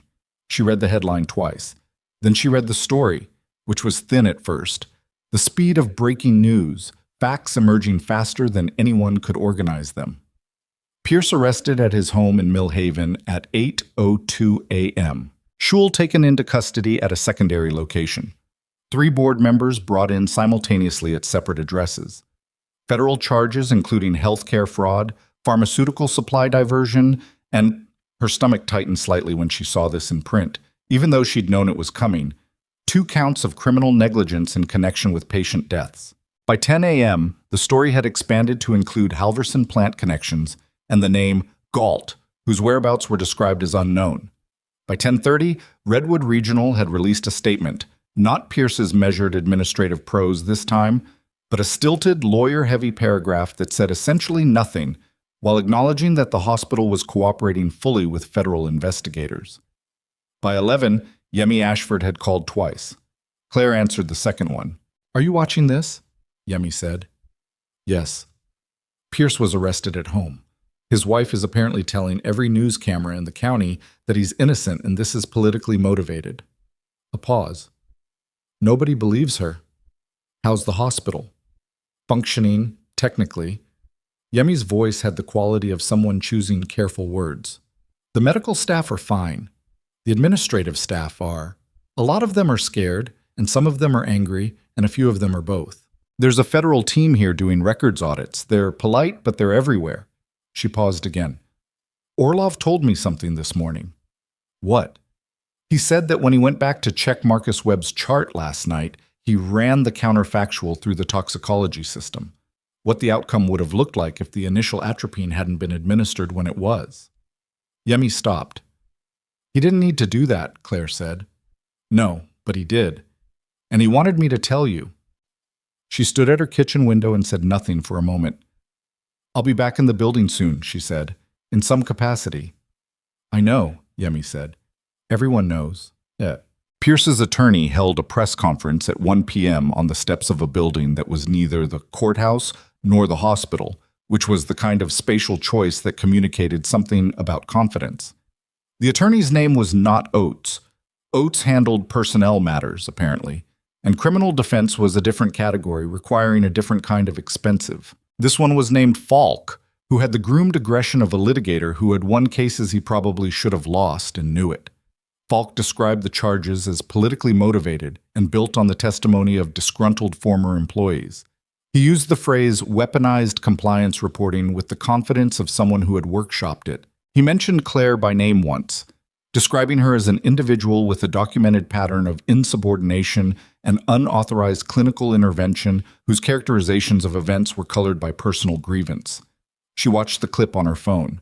Reyes watched it with her from across the kitchen table. He's going to say that in court? Reyes said. He's going to try. With Farron's records and the security footage and your testimony and the patient outcome data. He's going to try, Claire said again. Her phone buzzed. Torres. Galt, he said when she answered. She stood up. You found him. He found us. He's at the federal building. Walked in 20 minutes ago with an attorney and asked to speak with Margolis. A pause in which she could hear the particular texture of someone processing something unexpected. He's offering full cooperation in exchange for negotiated terms. She was quiet. He's been keeping his own records, Torres said. Apparently Galt was not entirely comfortable with the pharmaceutical diversion network, which is, we're trying to establish whether that's true or whether it's a legal strategy. But he has documentation of the supply chain from his end, every shipment, every payment, every destination. Another pause. He's naming people we don't have yet, people above the Halverson plant's management level. How far up? She said. Far enough that Margolis has been on the phone with her supervisor for the last 40 minutes. He exhaled. This is getting bigger, not smaller. She sat back down at the kitchen table. Reyes was watching her. Good news or complicated news? Both, Claire said. The rest of the afternoon moved in layers, new information arriving in increments, the picture expanding outward from the hospital in ways that felt both logical and slightly vertiginous. The billing contractor, the overseas connections Torres had mentioned, the supply chain running through Galt's logistics company into a distribution network that served not just 3 facilities in Briar Falls County, but a cluster of similar operations across 4 states. By 4 p.m., the federal investigation had a different name attached to it on the news alerts, not just healthcare fraud, but organized criminal enterprise in the healthcare sector, which was a phrase that landed differently than supply diversion. Pierce's attorney's press conference had been largely buried by the new coverage within 3 hours of its broadcast. She checked the news headline from the night she'd been fired. Rogue nurse fired after interfering with chemical emergency response. The article had been updated 3 times since morning. The headline now read, Nurse whose firing preceded major federal healthcare fraud arrests identified as key witness. The photo was the same hospital ID image, but the context around it had changed entirely. She thought about Patrice's text. Don't come in tomorrow. She texted Patrice. Are you okay? The response came in 30 seconds. Yes, there are federal people everywhere. It's very strange. When are you coming back? She stared at that question. When are you coming back? As if it were simply a scheduling matter. As if 8 months of being dismissed and managed and told to stay in her lane and finally zip-tied and walked to the curb had been a detour rather than a terminus. She thought about that for a moment honestly, about whether she wanted to go back, about whether the building itself held something she wanted to return to, or whether the patients in it were the thing, and the building was incidental. She didn't have a clean answer to that yet. What she knew was that 47 people were alive who had needed the right treatment at the right time and had gotten it, and 3 people were dead who had needed the right treatment at the right time and hadn't. And somewhere in the arithmetic of those 2 facts was the actual reason she'd walked into that ER 8 months ago, and the actual reason she'd pushed the atropine, and the actual reason she was sitting in her kitchen with a federal agent watching the news instead of cashing an $80,000 check and moving somewhere quieter. She was still thinking about that when Torres called again at 6:17 p.m. His voice had a quality she hadn't heard from him before. Not urgency exactly, but density. The particular tone of someone who has just learned something that has reframed the full picture. I need you to come back in, he said. Tonight? Yes. She looked at Reyes, who was already reaching for her jacket. What happened? Claire said. A pause. Galt's documentation includes communication records, text and email going back 22 months. Torres's voice was measured, but underneath the measure was something that sounded almost like disbelief. There are communications from Pierce's personal email address coordinating the supply diversion schedule, directing which medications to pull, in what quantities, at what intervals. The pharmaceutical diversions weren't something he tolerated or looked away from. He stopped. He was managing them. He was running the intake side of the entire network. Scholl was executing his instructions. She stood up from the kitchen table.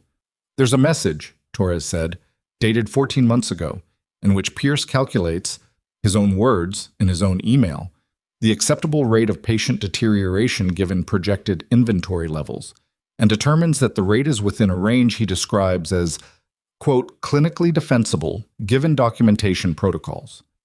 The kitchen was very quiet. Clinically defensible given documentation protocols. She repeated it in her head. The phrasing of a physician who had decided that some patients were acceptable losses and had then designed a paperwork system to make sure nobody could prove it. He knew about the 3 deaths, she said. He planned for them, Torres said. That's what the message says. She exhaled through her nose, slow, controlled. The breathing of someone who has learned to keep their hands steady when what they really want is to put them through a wall. I'll be there in 20 minutes, she said.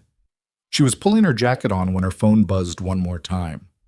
Not Torres, not Yemi, not Patrice, the same burner number Farron had called from.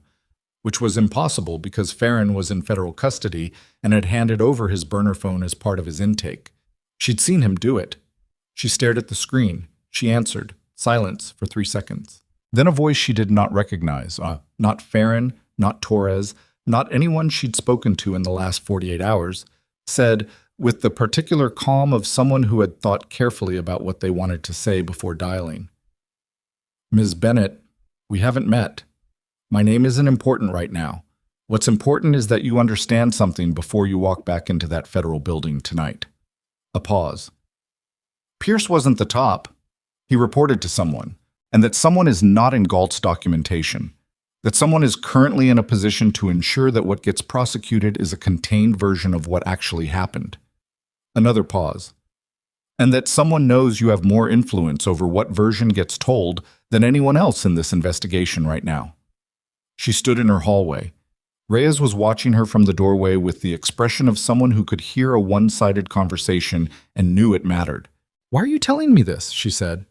Because the people who built this system counted on nobody paying close attention, the voice said. You paid close attention. That's a problem for them. The line stayed open for another 3 seconds.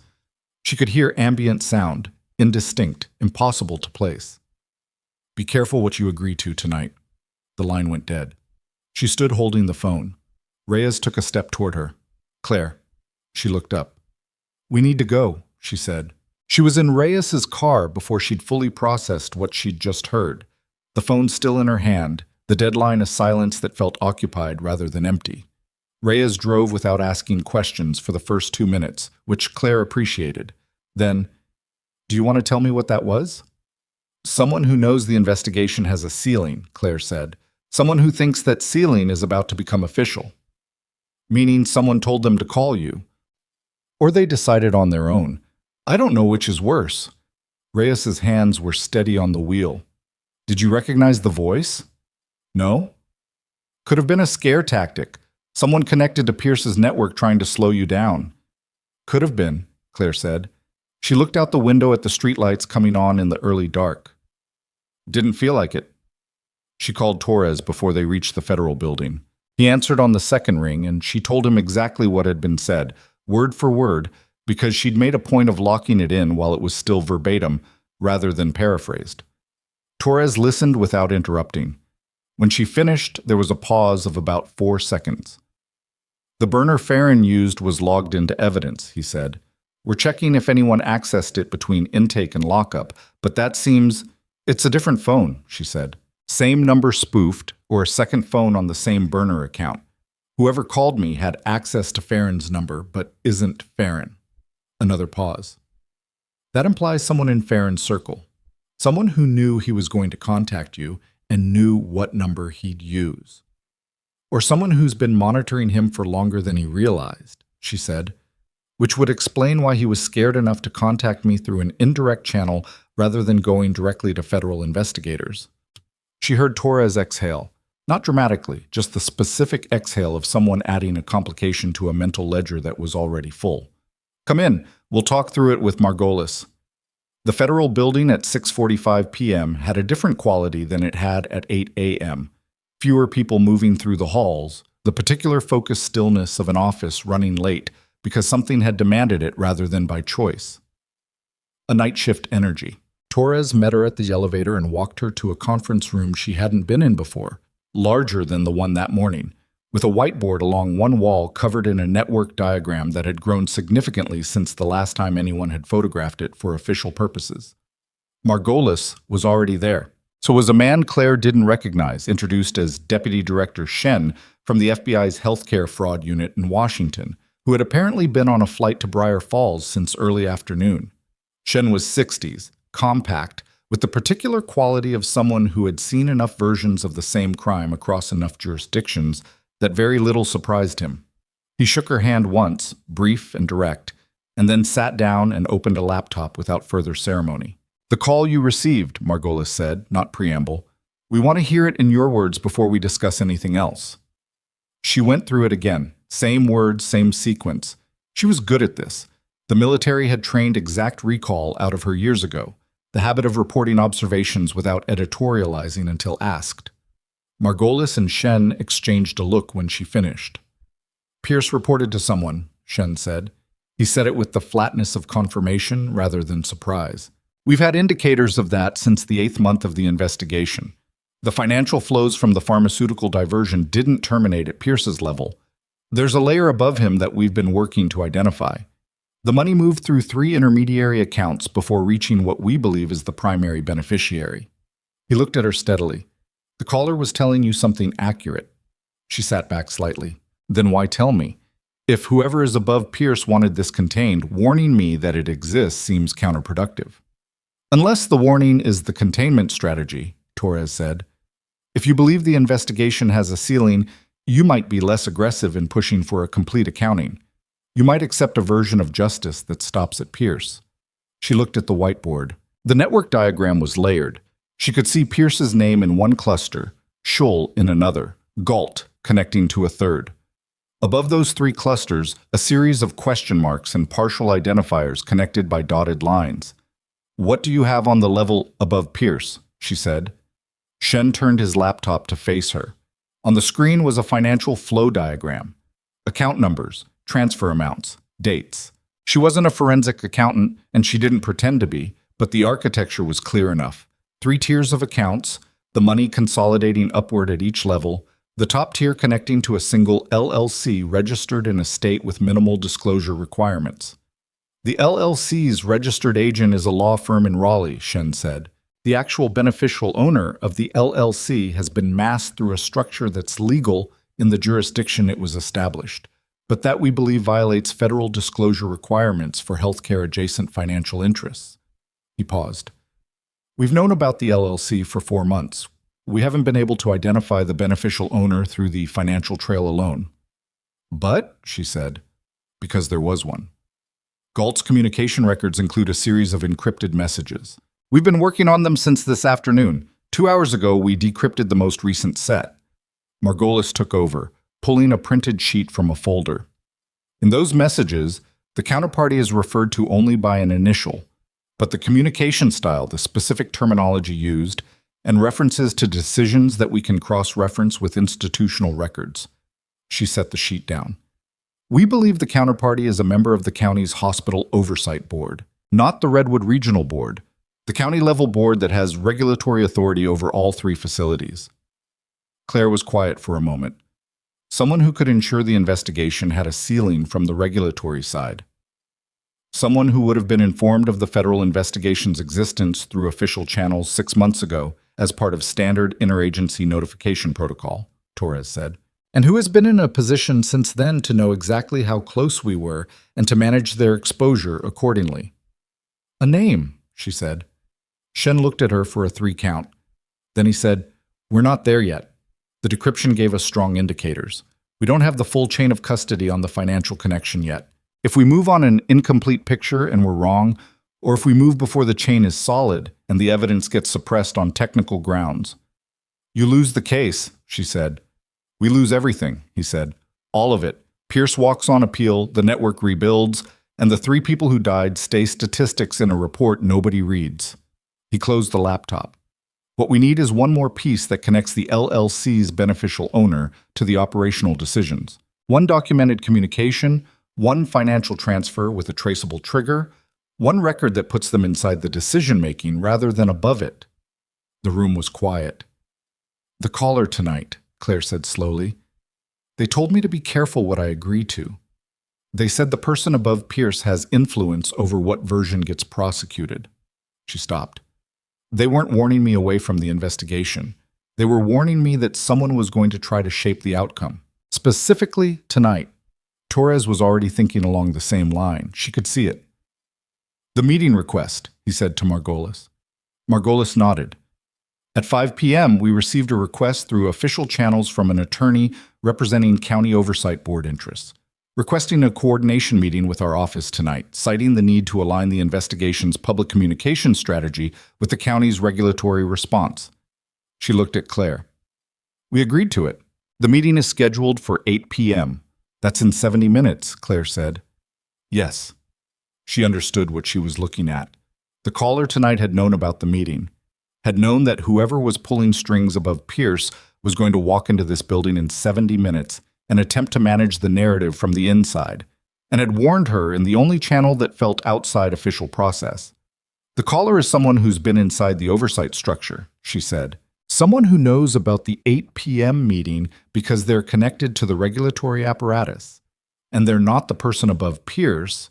They're someone who knows who that person is and has been unable to surface it through official channels. Shen looked at her with the expression of someone revising their assessment of the person in front of them. That's our read. So when that attorney walks in at 8 p.m., she said, representing county oversight board interests, you need to already know whose interests they're actually representing. We need the financial connection, Torres said. She looked at the network diagram on the whiteboard. She thought about 14 months. She thought about the patience required to build a case across 4 states and 3 facilities while someone with regulatory oversight was monitoring your progress and adjusting accordingly. She thought about Farron sitting at his desk for 3 years building a parallel record because he couldn't trust the official channels. And she thought about a caller who had found her personal number within 6 hours of her name appearing in a news story and used Farron's number to make her pick up. The caller is going to call back, she said, or they're going to contact me another way, before 8 p.m. How do you know? Torres said. Because they told me to be careful what I agree to tonight. That's not a complete warning. That's the first half of one. She met his eyes. They want me to know enough to ask the right question when the moment comes. They're not in a position to hand you the connection directly. If they were, they would have. She paused.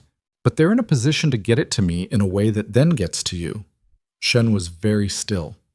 You're describing a source who has information they can't deliver through official channels. I'm describing someone who's been watching this from inside and has been waiting for a moment where the outside pressures, the federal investigation, last night, the arrest this morning, created enough disruption that they could move without being the origin point. She looked at Margolis. I think they're going to send me the connection, tonight, before 8 p.m. No one spoke for a moment. Then Margolis said, Then we wait.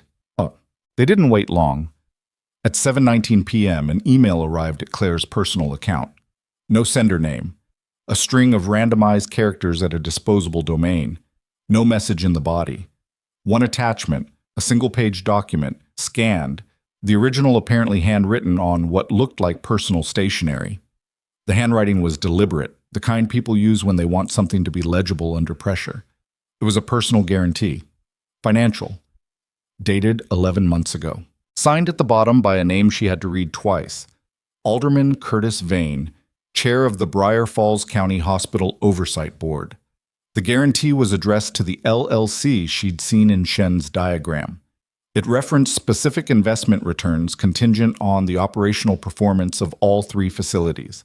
It included a clause, 3 lines, dense legal language, that committed Vane to ensuring favorable regulatory outcomes for the network in exchange for a percentage of net proceeds from supply contracts. It was the connection. She forwarded it to Torres with the subject line, 8 p.m. meeting. Vane. His response was 4 seconds later. Stay in the building. Net. What happened next she only partly witnessed directly. The rest she assembled from Torres's account afterward, and from the news coverage that ran through the night and into the following week. Curtis Vane's attorney arrived at 7:58 p.m. The attorney, a senior partner from a firm that handled regulatory work throughout the county, was there to discuss, as the meeting request had specified, communication alignment. He opened by presenting a framework for how the federal investigation's findings could be characterized in a way that preserved public confidence in the county's healthcare oversight infrastructure. Margolis let him speak for 11 minutes. Then she set the scanned document on the table in front of him. The attorney looked at it.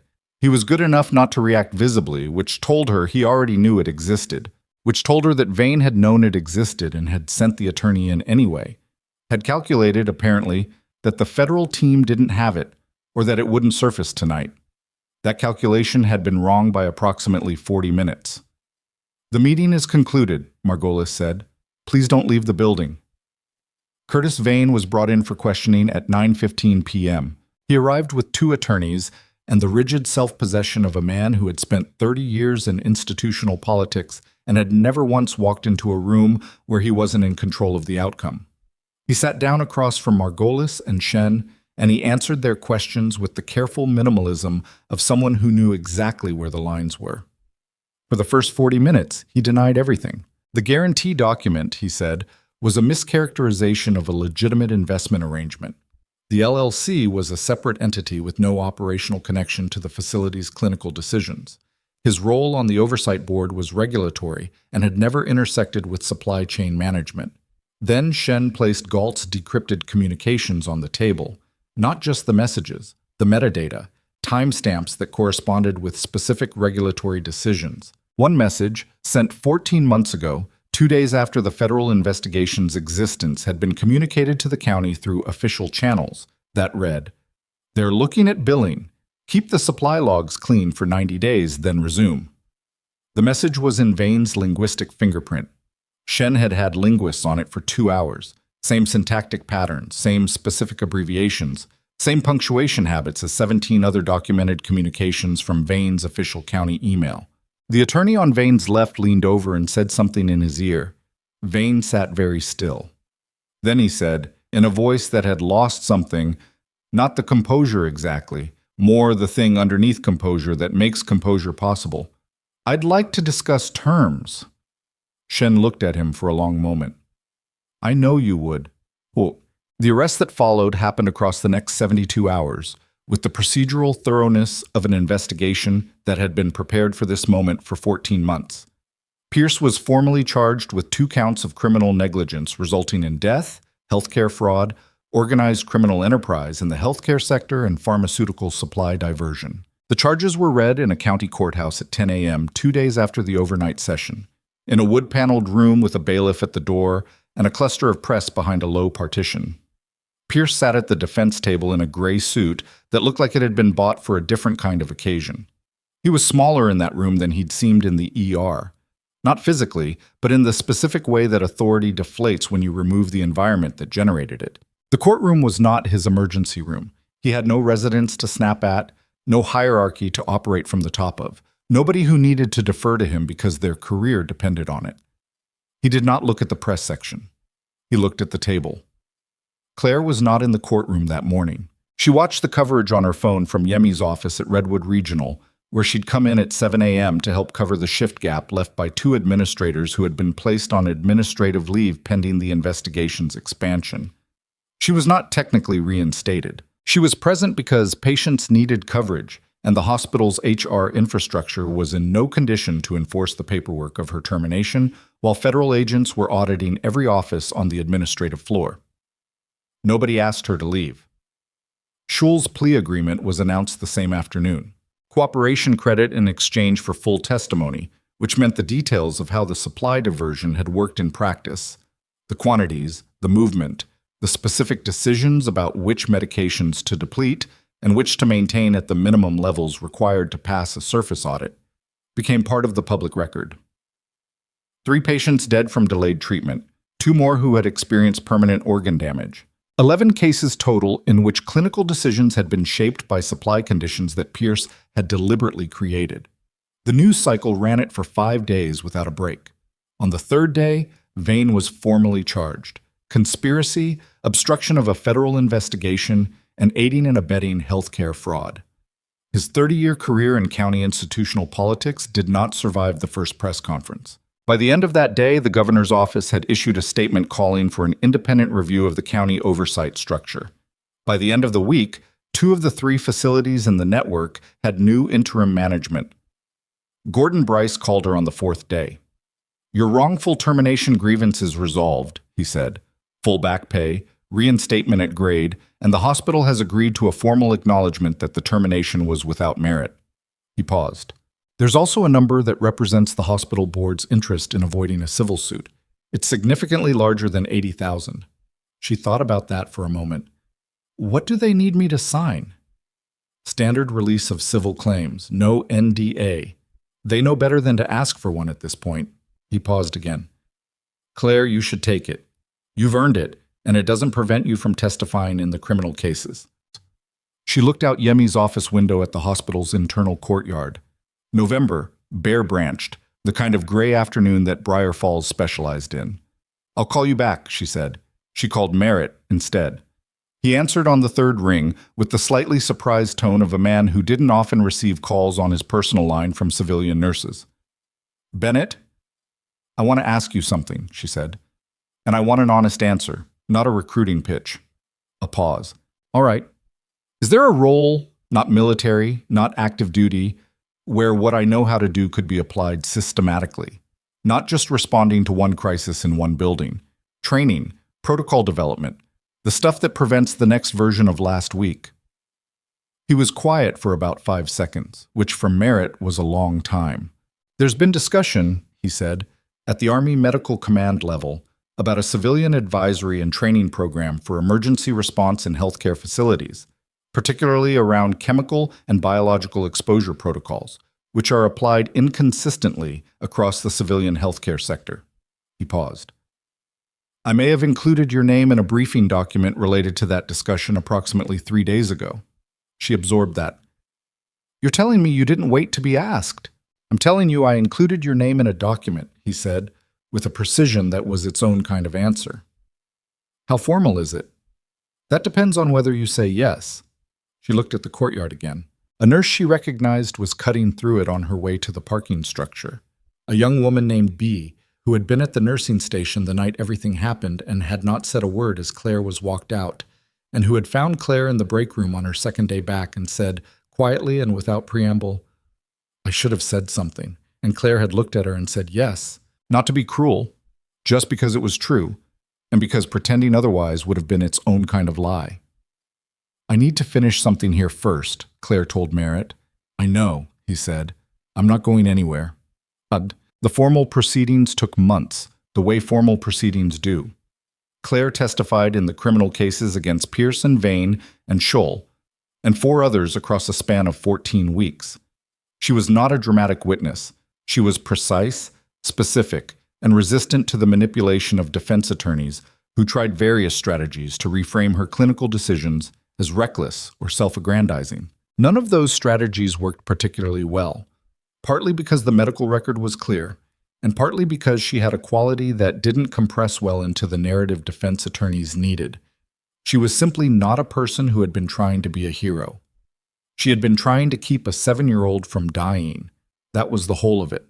Everything else had grown from that one decision in 4 seconds at a crash cart, and no amount of courtroom framing changed the biology of what happened when atropine reached Marcus Webb's bloodstream at minute 14 of a 20-minute window. Pierce was convicted on all counts. The criminal negligence charges, the ones tied to the 3 patient deaths, carried mandatory sentencing guidelines that the judge applied without downward departure. He was sentenced to 19 years. His medical license had been revoked by the state board 6 weeks earlier, before the criminal verdict, which was unusual enough that the board issued a public statement explaining the expedited timeline. The statement used the phrase, "fundamental breach of the physician's duty to the patient" 3 times in 4 paragraphs. Vane received 12 years. He appealed. The appeal was denied. Scholl's cooperation credit reduced his sentence, but cooperation credit for a man who had managed the physical movement of diverted medications across 3 facilities for 31 months amounted to 7 years rather than 14. He was required to surrender his pharmacist license as a condition of the plea agreement. Galt, whose own cooperation had supplied the decrypted communications and the supply chain documentation, received a suspended sentence with 5 years of supervised release and a permanent bar from involvement in any federally contracted security work. It was, Torres told her privately, less than the offense deserved and more than they'd have gotten without him. The caller who had warned her before the 8 p.m. meeting was never definitively identified, or if they were, Torres didn't tell her, which was also an answer of a kind. She had her own theory, which she kept to herself.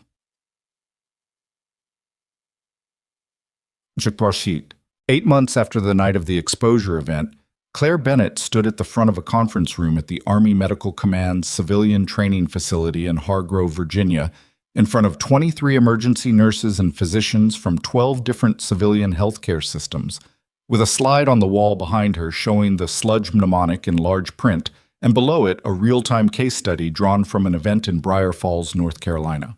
Her official title was Senior Clinical Advisor, Civilian Emergency Preparedness Program. It was a new title for a new program, which meant some days the job was exactly what it was supposed to be, and some days it was building the infrastructure that the job was supposed to run on, which was harder and took longer and required a tolerance for ambiguity that she'd developed in a different context entirely. She'd kept her apartment in Briar Falls. She was there 3 weeks out of 4, and in Hargrove the 4th, which was not a perfect arrangement but was the arrangement that worked. She'd never been particularly good at perfect arrangements. The audience in front of her was the 3rd cohort to go through the program. They were attentive in the specific way of people who understood that the information they were receiving was practical rather than theoretical. Nurses who had come up through systems with the same blind spots as Redwood Regional, physicians who had been trained in hierarchies that didn't always accommodate the person closest to the patient. They were taking notes. They were asking real questions. She was explaining the decision window, the 14-minute threshold, the 4-second assessment, the calculation that had to happen faster than deliberation, when a hand went up in the 3rd row. A physician, late 30s, with the look of someone who had been in emergency medicine long enough to have encountered at least one version of this scenario themselves. "At what point did you know that the institutional resistance wasn't going to stop?" he said. "That you were going to push through regardless of what Pierce said?" She looked at him for a moment. "I didn't decide to push through Pierce," she said. "I decided that the child in front of me needed atropine in the next 60 seconds. Pierce was in the room, but he wasn't the decision. He was in the way of the decision." She paused. "Those are different things. If you spend your time in a crisis deciding whether you're willing to challenge the authority in the room, you're spending it in the wrong place. You spend it on the patient. The challenge to authority is a byproduct." The physician nodded slowly. Someone else was already raising their hand. She answered questions for another 40 minutes. She was not a natural lecturer. She'd known that going in the 1st cohort had taught her to stop trying to be one. What she was good at was specificity, the granular, unglamorous specificity of what a contaminated patient actually looks like, what the clock actually feels like from inside a real-time crisis, what the gaps in civilian emergency protocol actually cost when the wrong event surfaces them. She'd lived enough of those specifics to fill rooms. After the session, she stayed to answer individual questions, which ran another 20 minutes. Then she gathered her materials and walked out into a hallway that led to an exit that led to a parking lot, and she stood there in the March cold for a moment, jacket not quite enough, thinking about nothing in particular. Her phone buzzed. A text from Yemi. "Bia passed her trauma certification. She wanted you to know." She smiled at her phone. It was a small, private smile, the kind that didn't photograph well and didn't need to. She texted back, "Tell her I said well done." She stood there another minute, in the cold, in the particular quiet of a parking lot between two things. Behind her, 23 people were reconsidering emergency protocols they'd been trained to treat as adequate. Ahead of her, Briar Falls, and a hospital that was still imperfect and understaffed and operating in the long shadow of what had been done inside it, and a job that mattered more than it was recognized, and patients who deserved someone paying close attention. She thought about the word that had followed her through all of it. The word Pierce had used when he wanted to reduce her to something manageable. Nurse. Said like a category rather than a capability. Said like a ceiling. She had never found it an insult. She had always found it a description of someone who stayed close enough to the patient to see what was actually happening, which was where all the information lived, which was where everything that mattered started.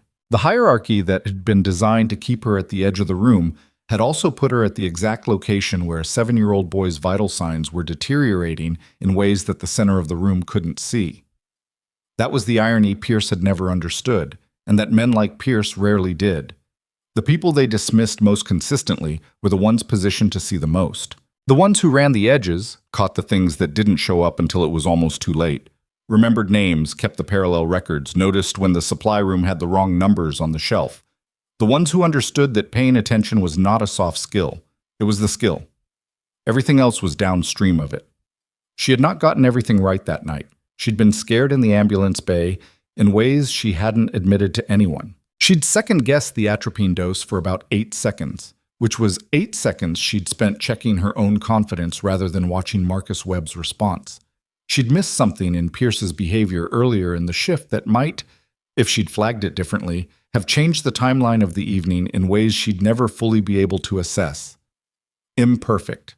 All of it imperfect. She'd learned in the army and in the hospital and in the months of testimony and training that had followed that imperfect action inside the window was what separated outcomes.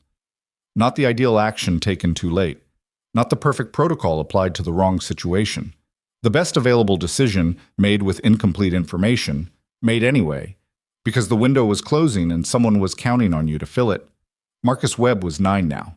His mother had found Claire's contact information through channels that suggested some effort, and had sent a card on the anniversary of that night with a photograph of a boy in a soccer uniform, grinning the way children grin when the photographer has said something funny, all teeth and zero self-consciousness.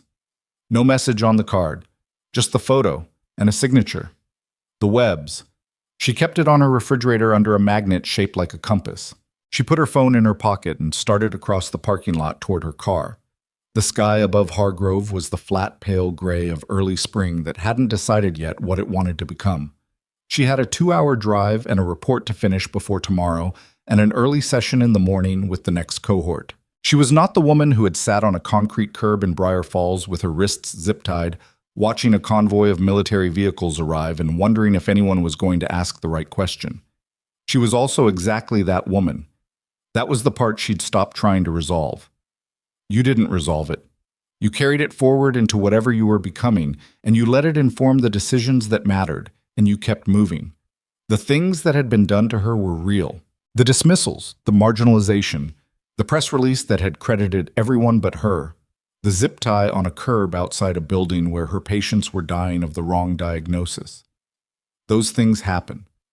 No promotion, no program, no title erased them. They became part of the record, the way the 3 patient deaths were part of the record, factual, documented, unrevised by the outcome that came after. What came after didn't cancel what came before. It just meant that what came before had not been the end of the story. She got in her car, she started the engine. The compass magnet was at home on her refrigerator, but she knew which direction she was pointing. Forward. The same direction she'd been pointing on that floor at 11:47 p.m., with a syringe in her hand and a clock she couldn't see but could feel. Forward, because the window was always closing and someone was always counting.